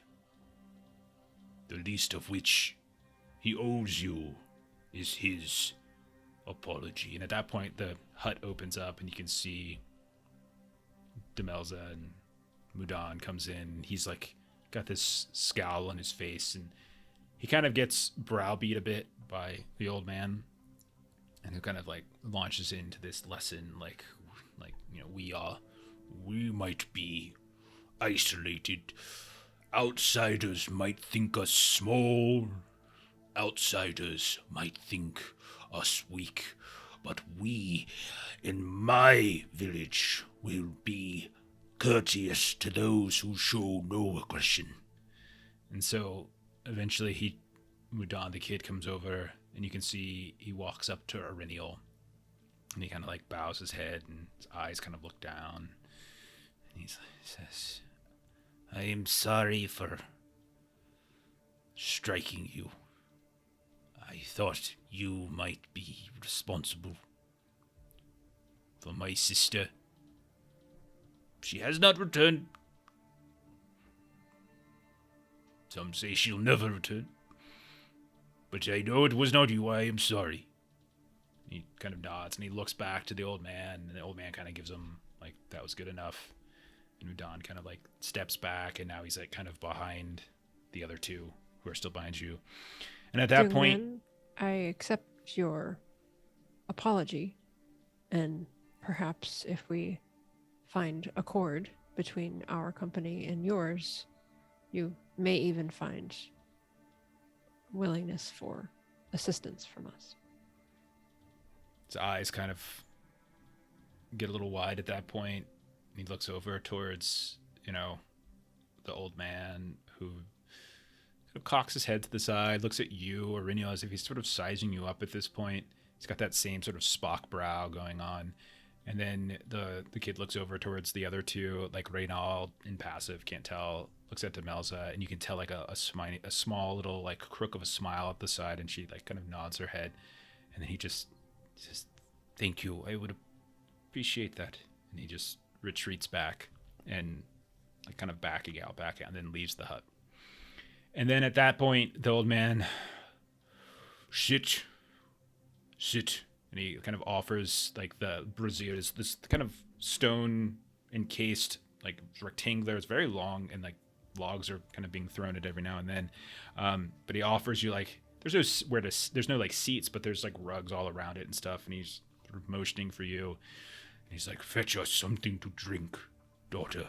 And you see Demelza just kind of runs and catches something, and Reynald is just sort of still standing there, kind of moving off, and then eventually comes and sits down as well. Demelza comes back, starts feeling out, kind of like doling out drinks and things. Then she takes a seat next to her father. And the old man like looks at you all, and he says, we know of the folk of which you speak. Strange they are. They visited us first. Outsiders, foreigners to our woods and our hills. They dressed strangely, marks on their faces. They spoke of treasures. They spoke of artifacts in the ruins. We have heard these stories from many a treasure hunter. Look around. Do you think shiny baubles in silver, in gold are that which drives us? You look around and like nothing like that in here. Very, like very low key stuff in here. Wood, stone, furs, like as far as the eye can see. No. They wanted us to take them to the ruins. We said no. They pressed. We said no. And eventually, we said no more fiercely than we said it to you. And then they left. I have heard that not everyone in here, within the village of Escerdale, agrees with that decision. The young boy who struck you, Ranger, his parents perished years ago. Their boats crashed on the rocks within the lake. Only he and his sister Rimdal remain. Young, brash they are. Rimdal wanted to leave this place, wanted to journey, to breathe. Kind of looks over at Gilly, almost like accusatorily, like it's your fault for a second, but you can tell like it's half-hearted. Mm-hmm. My daughter, He kind of looks over towards Demelza. believes Rimdal secretly tried to take them there. Foolishly, just before the ice hardened. The most dangerous time of a year to go and explore a very large lake. She has not returned. We have not seen these hill folk return. We have seen boats wash up on the shores. They may have been Rimdal's. They may have been the Rangers who live upon the Shadow Islets. I know not. This is the information we have. What questions have you for us?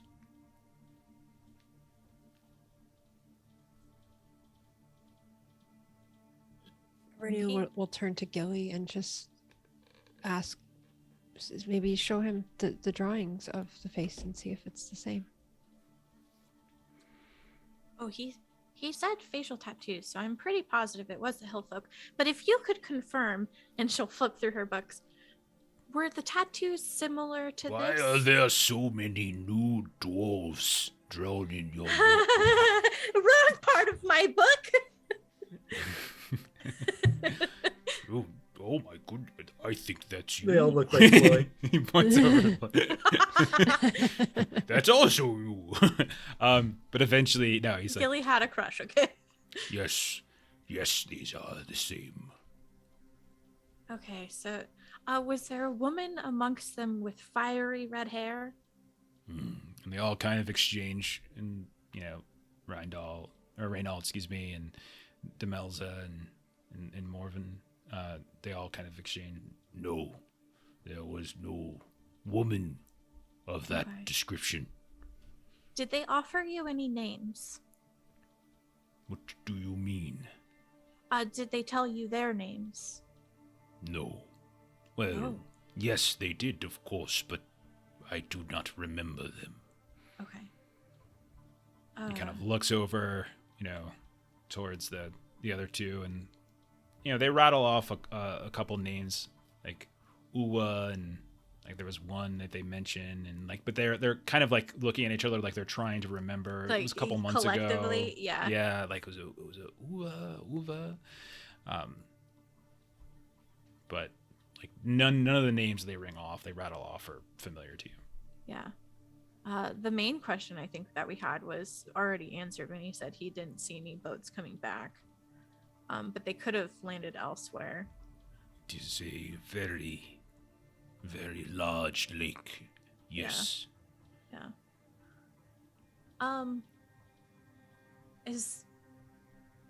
Would it I don't want to overstep like our graces. Would asking to see if anybody could take us to the ruined boats be overstepping, do you think?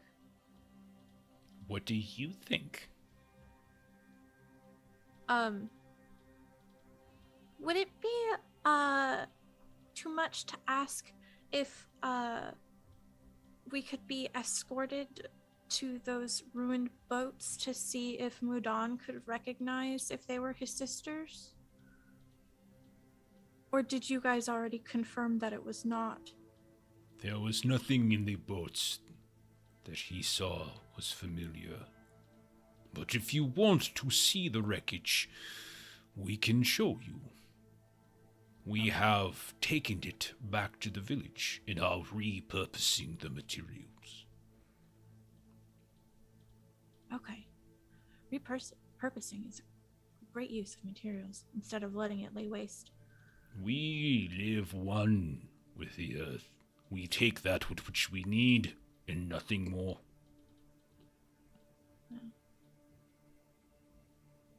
Ireniel will ask, when they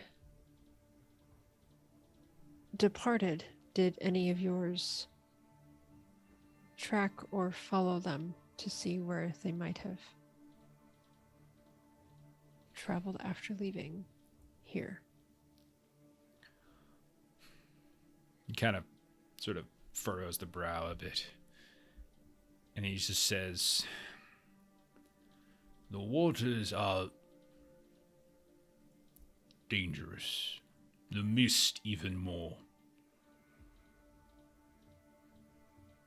The further away from the northern shores we travel, the greater the risk.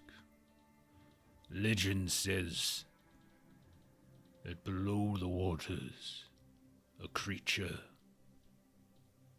older than the world itself swims. The doom of Neunial, they call it. We usually remain close to our shores, where the fish are plentiful, where the mists are navigatable.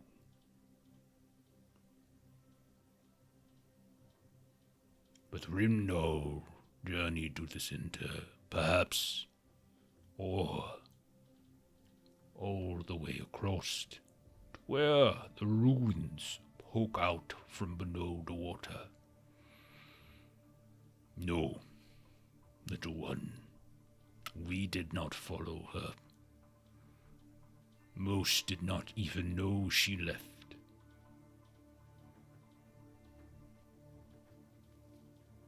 What do you know of my people who passed through this area recently? you see kind of exchanges a glance with the others as though he didn't realize this is something someone told you.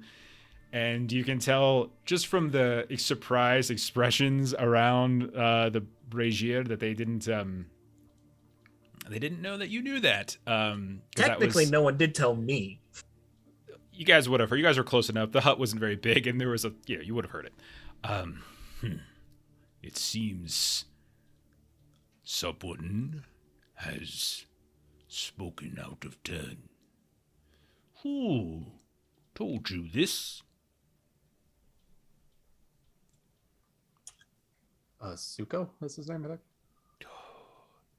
And you can see like Demelza, the daughter, who's like kind of sitting right next to it. Like you can tell she's like the heir, so to speak. Her eyes just roll about as much as they can roll. I was trying to think of a way not to snitch, and then Floyd just comes out with it. Friendly guy, We're friends though. He is friendly, sure. He has the smarts of an old wooden tree, long left out in the rain, dense and filled with nothing. What do I know of your people? I know that they have hidden their boat within a veiled cove to the northeast. They think they are clever. They think that they are the only folk who are capable of moving through forests without being seen. 6 of your number came upon one of the great grey boats from the south, and here they parked. And to the north they traveled. They did not aim to speak with us, and I do not know if they are aware of Escerdale. If you like, we can show you their vessel. We have, of course, left it without harming any of their boat. Rest assured. I would very much like to see it, yes. Thank you. He just sort of like nods, clears his throat. Does he have a pipe? No, he doesn't. You don't see any of them smoking, actually. Okay. Not your kind of crowd. No, I was gonna give him some tobacco if he You did. see him just do like, 1 moment, can I do a bump? And Ooh, they do hard stuff. These Escerdales, man. wow. Crazy. He's gotta stay It's awake in the lore, somehow. guys. It's in the lore. Have you read the Silmarillion? You have. None of you have read it, so I don't want to hear it. No. Oh, okay. I read the wiki. Okay. What else do you want to ask? So we covered. So we asked them to show us the boats, the elven boat, and then the other ones that crashed upon the shore. But those have been brought up into town. Mm-hmm. Do you guys have any other ideas? Maybe we could. I don't know. I feel like we followed up on any little tidbits of information that we overheard or were told. We could see if they know of a path that we could take to trace Rimdal's like trail eventually when we head that way to see if we could find her or if there's anyone who could assist us in making a boat. Because I know Floy and I have craft. Yeah, I think maybe asking for assistance because I think he said that they didn't like follow her all the way. So I think we may have gotten Yeah, they did. They did everything we could about that. Yeah. But yeah, asking for assistance could be. Yeah, like I'm curious about One Piece, but I think it's going to be more of like I'm picking a fight, so I don't think I'm. You're welcome to ask whatever you like. Like you guys successfully completed the council, so you can get What information are you curious from about? Yeah. I'm just sort of wondering how Marvan came to think that a ranger was responsible for his sister's death. If like the adults think that she went off with the hillfolk, like how did the explanation come to be that a ranger befell her? We have not told everyone about what Rhymnor did. She went against the will of us, of our people. We decreed that no one will aid the hill folk, and she chose to disregard my word. We wanted to spare him that embarrassment.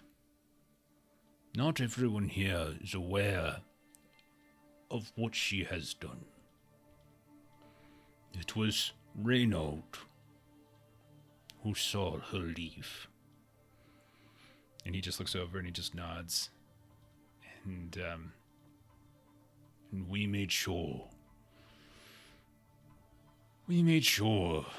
not to make Mudan feel as though his sister had shamed him.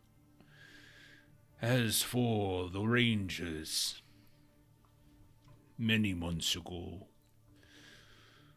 a few dozen of your people came from the lowlands to the north and aimed to settle on the Shrouded Islets. We warned them that these islets, while remote, the waters are not as safe as they might believe. They did not listen. We bid them well, and they journeyed across the water to the islets. Rangers often visit our village. Some are greeted with friendship, others suspicion. Likely this is Mudan's prejudice that has driven his suspicion of you. Think nothing more of it. You have demonstrated your character here.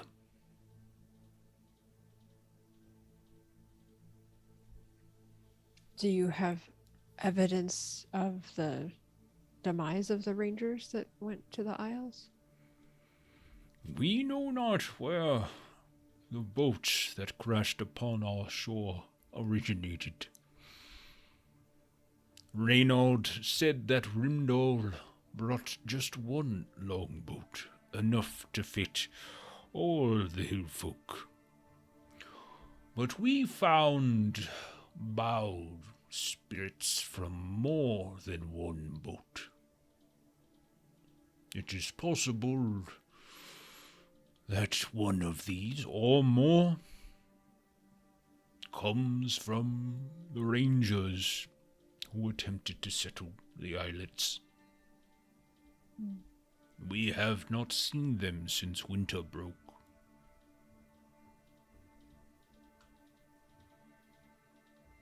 I see.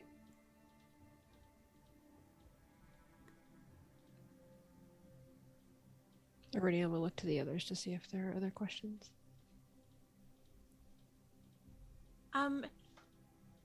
If we did perhaps attempt to cross to see if we could locate Rimdal, would there be any chance that there's a boat we could rent from you, or spend some time crafting, or purchase, or whatever would be? there's jet ski rentals. Water skis for a rennial. Mudan is in your debt, and he is motivated to find his sister. And he and his family have fished these waters all of his life. Do not let his young age fool you. I will speak with the boy, and perhaps this might be a way to mend relations between he and your ranger friend.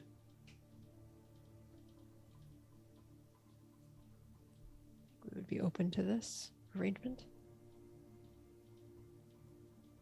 But he looks very seriously at all of you.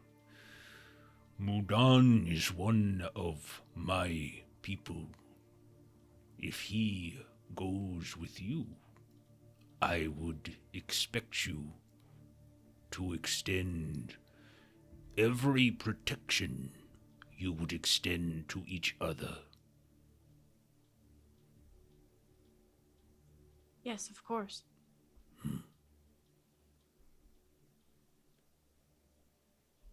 About this overlooming doom, is what she speaks true? Have we doomed you? Corliss has a gift of foretelling. This is true. The visions do not come without some semblance of interpretation, and she has been mistaken before. But she has also been right more than I can count. I extend my hand of friendship to you, in spite of my reservations. I am an old man, and I am not long for these lands.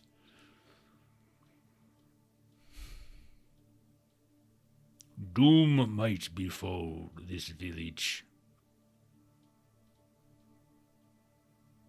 It shall not do so while I breathe. And when my daughter takes over leadership, she will need the friendship of outsiders from time to time. I trust you will remember that in the future. Indeed, we will.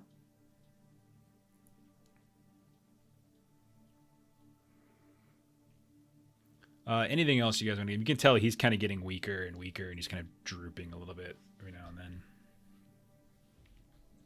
Erebon's good. Okay. Yeah, Gilly would be like, well, thank you for your time.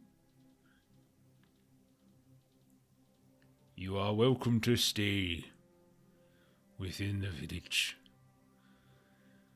Daughter, please show our new elven friend to the ship of his people before the sun goes down this eve. Come, return after you are satisfied, and we shall break bread together. Okay. So everyone kind of goes, bids their farewell. Reinald and Demelza kind of get up and they start walking with you out into the village. You can see that they kind of go back over to the hut where you were staying, and Reinald kind of motions over Suko and the soft-spoken woman, and you guys get your items and your weapons back, and they make kind of a big show of it, and you can see Demelza and Reinald both are like, these, our new friends, they shall be deemed every courtesy, and that kind of show. And you can tell there's some skepticism amongst the crowd, but then there's like others that are like, nodding and such, and others are curious, and some that just don't really care one way or the other as they have work to do. But after, a little while, you've got the run of the place, and you can see that Demelza is right there, and she says, I can take you to the boat if you would like that, Master Elf. Yes, as soon as you are ready to travel. It is not far. We can be there and back before sundown. Unless there is something else you want to do. Nope, Ready. I think this will be really cool. Come. Erebon just kind of smirks that Gilly kind of invited herself. Okay, we're all now going on a field trip. Okay. You think Gilly's going to pass up the opportunity to draw the ship in her book? Yeah, so you Yeah, you leave sort of the same way you came in, but you notice that there is actually like a thicket gate that like kind of opens, and they've sort of made this like sort of camouflaged makeshift wall, and you guys just sort of push through it and cut yourselves, whereas like they actually have this much simpler way of entering and exiting. You can see that, you know, there's like people kind of coming up from like what looks to be the sort of southern route towards the lake, and they're carrying boats, and they have, you know, these long poles over their shoulders with fish hanging down. And Demelza like stops and introduces you all, kind of catches them up, and they ask about the catch for the day and how, you know, how are the fish biting, and there's more people coming and such, like, which is good because they would need more food for feast, and all that kind of thing is happening. And eventually she, you know, they sort of depart, and you work your way down. And she takes you like eastwardly, but you can tell that you don't really see the water where she's taking you. Like, it almost seems like you're still in the forest. Like, you're not right up against the shore. And like, if you look at a distance, especially you, Erebon, with your elvish eyes, like you can see the water that's like, you know, good 300, 400 yards away. Like you guys are, and she just starts to veer as if she's walking along parallel, you know.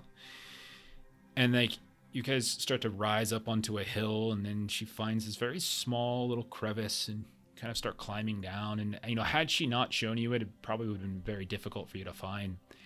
And you weave and weave this down this kind of switchback rocky path. And eventually you get down within what looks like a cove underneath, like more like a cave, I should say, underneath this large like escarpment of, you know, of land. And you can see the water has journeyed inward here. There's like just natural steps. It's not like there's anything carved. You know, she lights up a torch, or Gila, you pull out your lantern as it gets very dark down here, and your feet kind of crunch underneath like these loose rocks, and there's bits of dirt and sand as well. As you're in like this underground cave with this large pool, and you can see that there's a fairly thick sort of underground river that seems to weave southward towards where the actual lake would be. And like, it seems as though like the elves just sort of found this small little cave and kind of weave their way in and hid it here. And you can see that even like in the darkness, they have it like pressed against these rocks, and they have it kind of tucked in the back. And it looks like it's a longboat with these sort of curls at the front and the back of the boat. And you can see that the mast itself, like it's like there's no sail on top of it from a distance. And so as you curve around the rocks, you actually see it. It's an entirety, and it would probably fit maybe 12 people at most or so. But she like kind of makes a gesture, and she says, "Here is the boat of your people. As I said, none of us spoke with any of them. They did not come to visit us, and we did not disturb them. They passed peacefully through our lands, and we did not see any reason to interfere. One of the children discovered the boat itself, and while we peered out of curiosity, none of us have boarded it, and we have all kept our distance and respect. Do as you please, Master Elf. These people are yours." I don't need her permission. I was gonna do that anyways. Don't be a dick.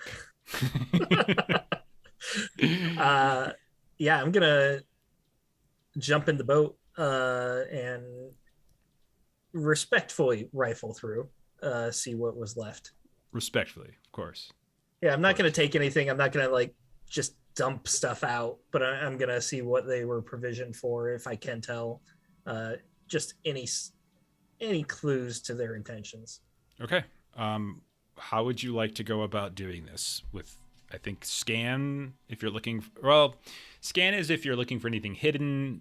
If there's something else you're looking to roll, I'm down to listen. Awareness is more for danger. Okay. Yeah, that's fair. That's fair. I would do scan then, and I'm gonna make Melissa happy and spend a hope for a magical success because it'd be pretty much an automatic failure otherwise. Okay, so you're gonna do a magical success. Magical success. Oh with my! Elven skill. I love when you use those magical successes. Don't mind It me. hurts just me to do 2 in my session. Don't mind me just marking this down. Okay.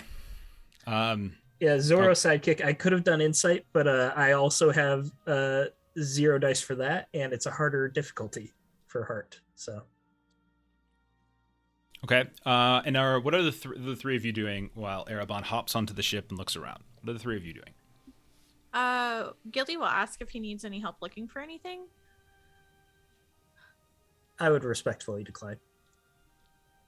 Okay. And Gilly will kind of like find a spot and she'll nestle down and she'll pull her book out and she'll be sketching the boat out. Okay. I'm gonna board the ship because Floy, classic dwarf. Okay, pop on. What are you looking for, Floy, as you hop on? Let's explore it. Check out. I think you know what he's looking for. What class is he? Everybody. Floy, roll a scan. That's How about that? And then Aurynio, what are you doing? It seems like there's enough people doing that, so I might sort of look to do a little hunting around this area, see if I can bring something back for food. Okay. You're in a cave. You're in an underground cave, water. So you can look down here if you want to see if there's anything down here. There's probably be more fish than anything, or maybe some kind of crustaceans or something like that. But yeah, you can roll a hunting if you like. That's fine. I use my sword to do some attempt at shallow. She fishes. Stabbing. Yeah, exactly. Yeah. Roll your hunt. Okay. Just seeing how everybody does. success on scan. Okay, success on scan. Gilly, you don't need to roll anything. You're just doing your drawing, no problem. Aurynio is hacking at the water. Has these little crabs dance around her and make her look like an idiot. Could I do a lore roll to see if like I recognize the type of ship that this is? Sure, absolutely. Yeah, go ahead.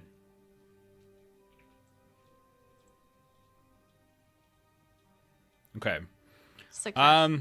With just the one success, you would be able to say that it bears the mark of shipwrights from the Grey Havens. You can certainly confirm that. Erebon would probably be able to also confirm that as well. And so Erebon, you're looking. Floy, you're on the boat. Both of you are looking around.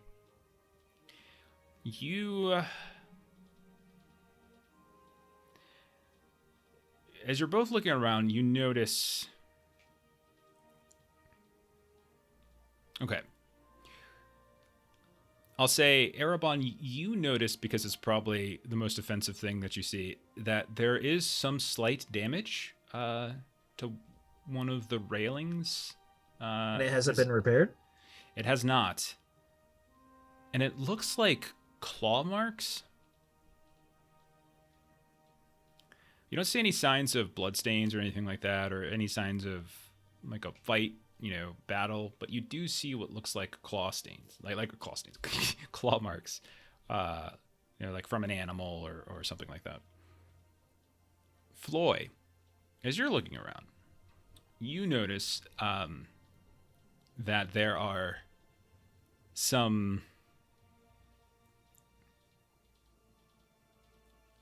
prints, some kind of muddy prints. And, like, you don't really notice any like muddy boot prints or anything like that, other than the ones that you're now making.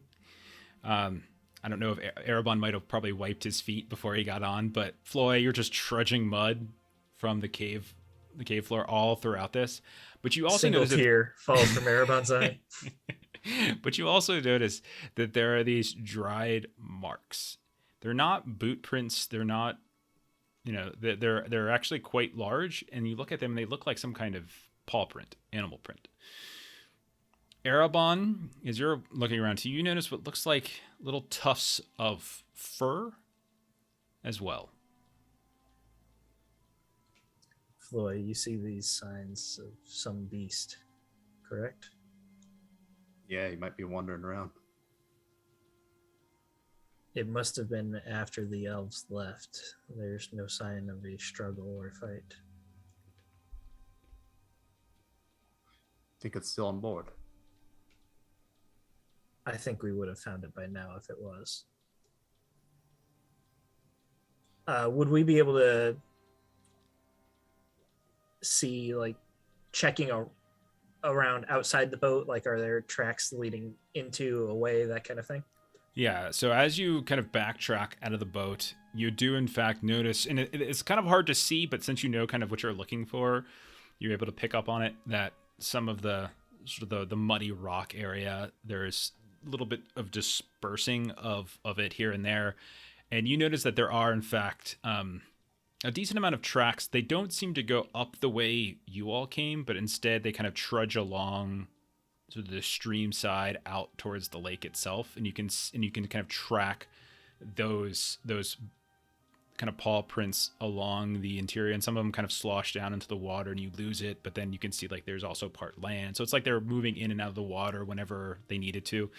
The water here is relatively deep, so like they're only kind of on the sort of the sides. Like you would say at the deepest parts, the water is maybe 10 feet, like in the center of like the sort of the stream that wanders its way inside of here, and then in like the large underground lake itself is probably there, and the outsides are a little bit more shallow.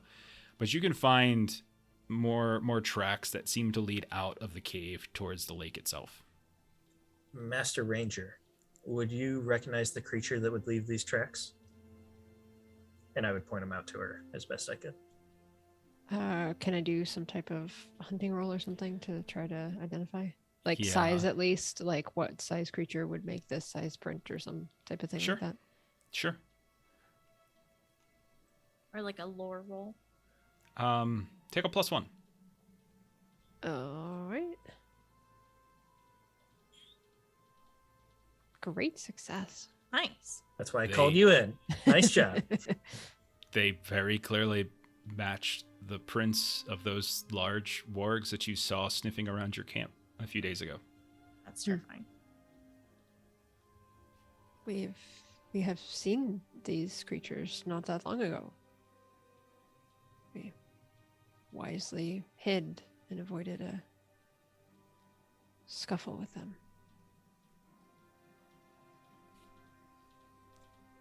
Master Ranger, Master Dwarf, Hobbit, what do you make of this riddle? Well, if they're not here, there's nothing to worry about. You got more important things to find. It I is do not- wonder what they're up here for. Is there any location up around here that's important to your people, Erebon? I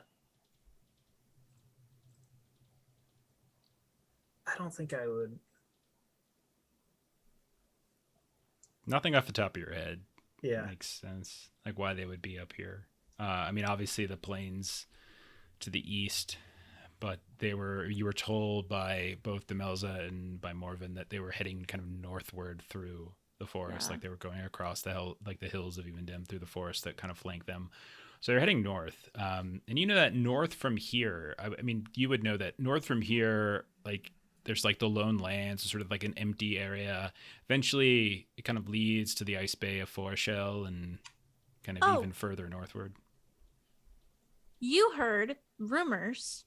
Elvish groups tell him Credon, the shipwright of the Greyhaven specifically, sent out his herald Galdor because of rumors told him about adventures and activity and stuff at the ruins of Fornost.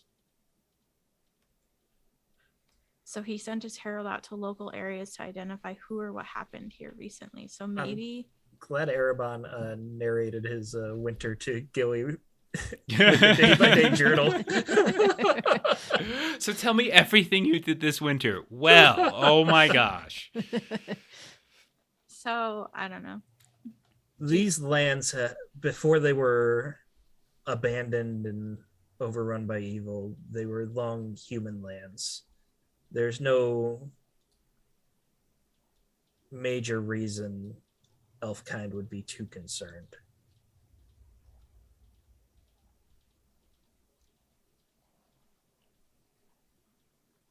But we do, if I am understanding recent events, we have had both rangers want to go to the Isle and the hill folk want to go to the Isle. So there seems to be a renewed interest in this lake area, if I have followed the information So, that we have gathered correctly. Just to clarify, the hill folk were interested in the ruins of Enuminas, and that's where they were sort of seen, according to the rumors, on the ice, which is on the southern side of the lake by the ruins, etc., etc. The shadow islets are in the center of the lake. And there's a handful of, because that lake is huge, by the way. Like, it's a good like 60 miles, maybe longer, maybe wider. And you all have found the boat basically hidden on the northern edge of it. So had these elves wanted to go to the ruins of Anuminas, there would be no reason they would kind of park here on the northern side. Had they want to go to the islets in the center, there's no reason to be parked. So they've already kind of bypassed those other. The villagers told us the elves were going north anyways after they left the boat. Yeah. Exactly. Oh yeah, I was just more generally kind of the other two groups that we know of are interested. Just in general, people seem to be interested in what's going on. So maybe when we come back from our task of adventuring to Enuminas, we can see if the boat is still here, and if it is, we could venture northward to see if we could track them. Because you have been looking for your people, have you not, Erebon? That is a complicated question with no simple answer. Are you looking for someone in particular?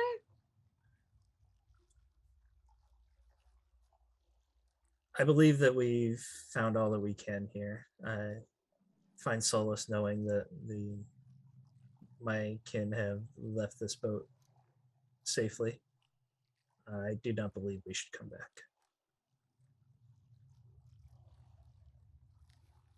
I mean, we'll see. And Gilly will stand up. Like how Gilly hears a very vague answer and is like, let me ask a follow-up. Let's get real specific. Yeah, tell me your feelings. Is this like a ex-girlfriend who left you? You know? So are we gonna head back for dinner then? Of course, it would be rude not to. I will linger a while longer. I believe I can find my way back. Okay. At the latest, I will meet you in the morning. I do not think that is wise. We just saw the footprints of those wargs that we encountered very recently. I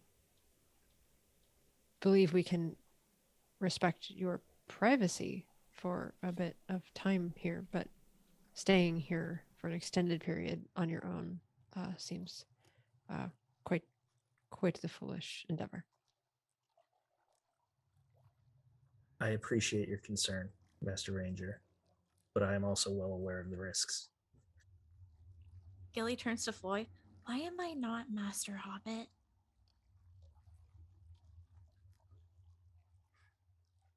Am I missing? Is he being mean? No, of course not. He Okay, respects you equally. I guess. Do you all leave Erebon then? No. Yes. I'll, Aurelial moves. step out of the cave. Boy's like, I'm gone. Yeah. Aurelial See ya. will give space, but will not. Carried a big old bag of treasure he found in the hold of the hill. I'm good to go.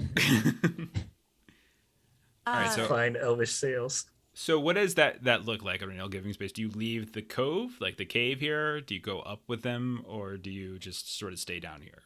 I would leave the cave area and maybe go. Come up with us. Do some hunting, and then we can head back when he comes up. We're close enough if he screams, you know. I don't Erebon actually think wouldn't we start are. a fight or anything. out Oh, of character, his intentions absolutely were to sleep in the boat and not go back to the village.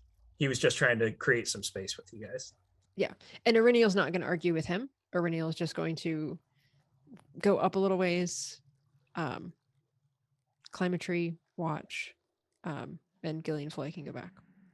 So you Okay. would have thought she left unless you followed. No. Okay, so the three of you go up. Erebon stays below.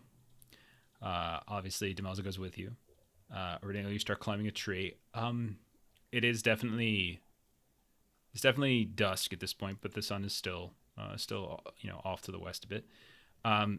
Aurelio, actually, since you climbed a tree, I'm not even going to require you to roll. You look out to the north, or excuse me, to the south, towards the lake. And again, it wasn't that long of a walk. It was like half an hour walk to get here. And you look southward, and you can see that along like the water's edge of the lake, and a little bit further out, you can see there's debris that's just sort of like floating in the lake water itself, and some of it also seems to be on the shore. You can see that there's people that are like thrashing around in the water and are desperately like trying to like swimming as fast as they can to the shore. Roll an awareness test. That you see automatically. Okay. Roll an awareness test to see if you see anything else. Okay. I would spend hope, but I don't think anything that I have applies. I will use the last of our bonus just to make sure I see everything that's going to potentially hurt us. Great success. Great success. Okay. You see, moving away from sort of this, what looks like just debris of boats, just sort of cascading around. And you also notice that there seems to be like fairly tumultuous like surface to the lake. When you passed it prior, it was very serene, very calm. But you can see the water is just like thrashing around. Like it's just like rough seas have suddenly come. And you can see a large shadow moving underneath the water from the height that you're in. Even though there's a sort of a little mist over here, you can still see it from your height. This massive shadow that's the size of 3-4 boats maybe, like these long boats that you've seen them carrying on their heads or stacked up in the village.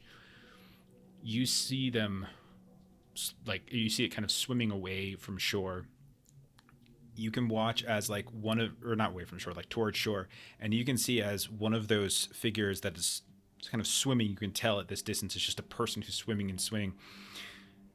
You can see as the shadow goes right underneath them and just bursts up in this huge explosion of water that just goes raining debris of these boats, water foam, the mist swirling around, and then plunges back down. You see a creature that it's enormous.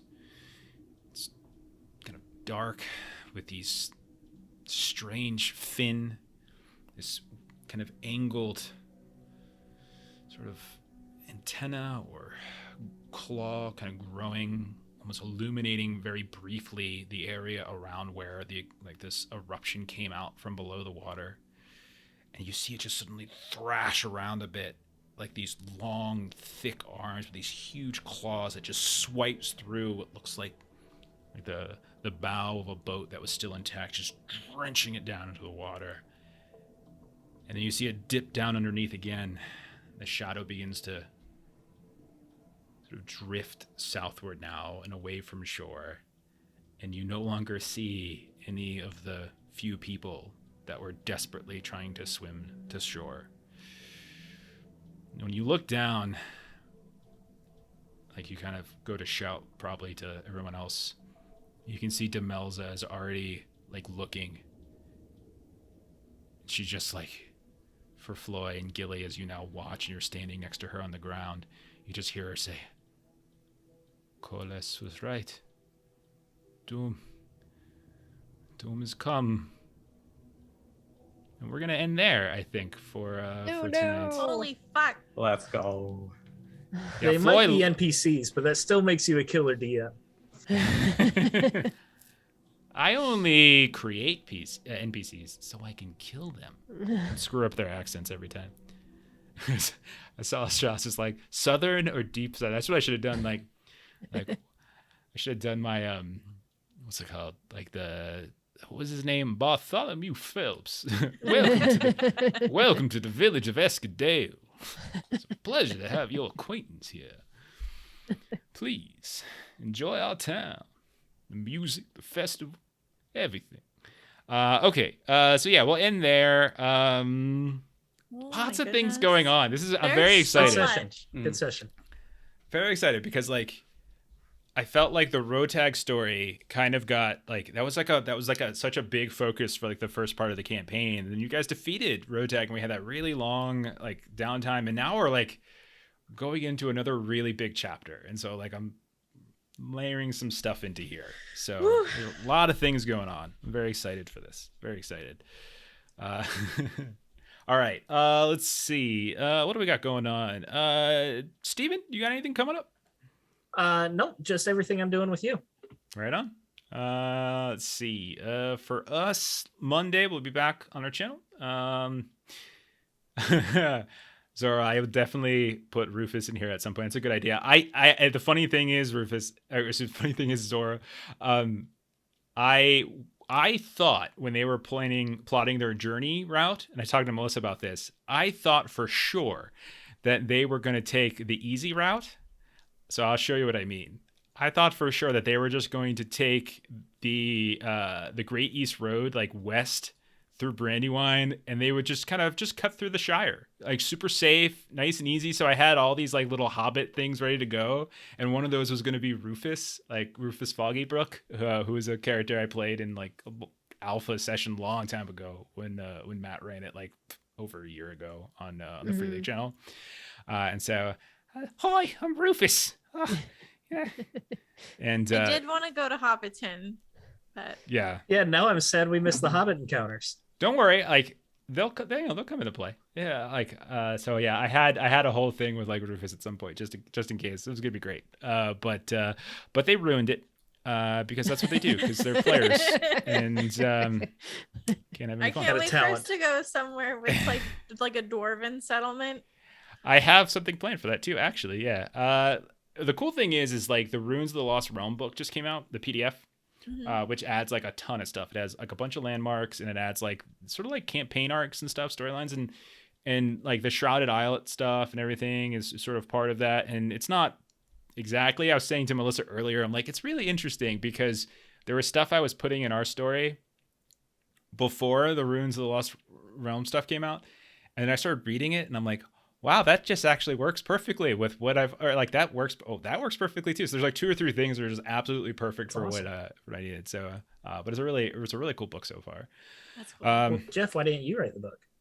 You should have. You already had it. Because they didn't want to hire me. Because they said I need to speak to the manager. I will write them a very angry letter. Yeah, they said.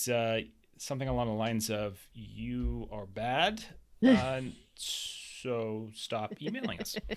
They must have thought that I was you. They got the names mixed up. Free League's awesome, though. We love Free League. We love Free League games.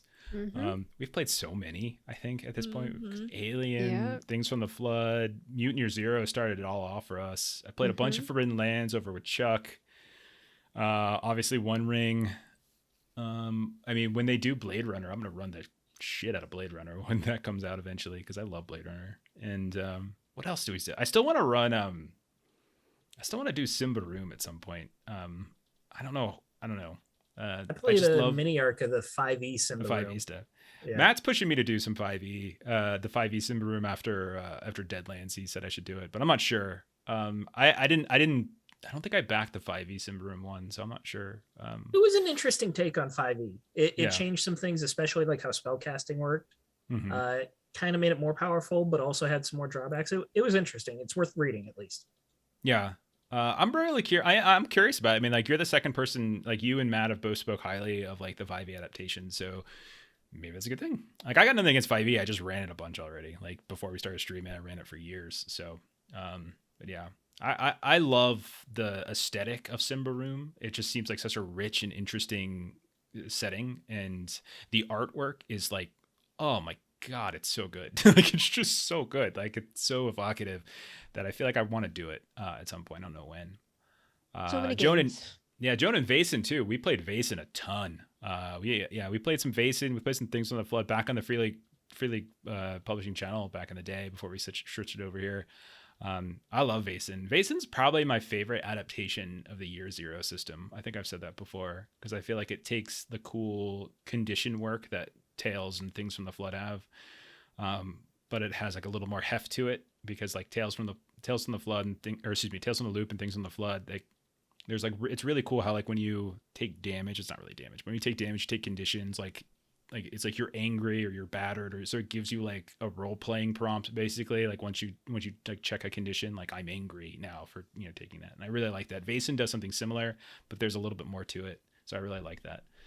Anyway, I gotten off topic. Let's see. Savage Worlds Monday. Yeah, Savage Worlds Monday. So all that talk about Year Zero engine, which we love, but we've actually been diving into a lot of Savage Worlds lately on Mondays with our friends. So Deadlands on Monday. Next Friday, I think, speaking of Free League, we're going to be doing Dead in Space, I think, next Friday, which is a new Free League game that just dropped from... is it Stockholm Cartel? Is that what they're called? I think same folk who did Morkborg, or some of the same folk who did Morkborg. But the PDF just came out. I think the book comes out next month, and it's just sort of like gritty space sci-fi stuff that we're gonna do. I really like what I've seen so far, so we're gonna be doing that next Friday because Traveler's on hiatus for about a month, and then we'll be back next Saturday with more Wondering. So that's about it. Let's raid someone, shall we? Yeah, let's do I it. think we should. Yeah. Let's see who is up. Is anyone Thank we you know? everybody for those bits. For everyone, it was a very inclusive bit session tonight. Dragons in the dining room are up. That'll do. There we go. All right. So so thanks everybody. Thanks for the bits. Thanks for just watching and hanging out. It's really fun. Thanks for the offer, Pun JK555. Go somewhere else. We're gonna get out of here. So good night, everybody.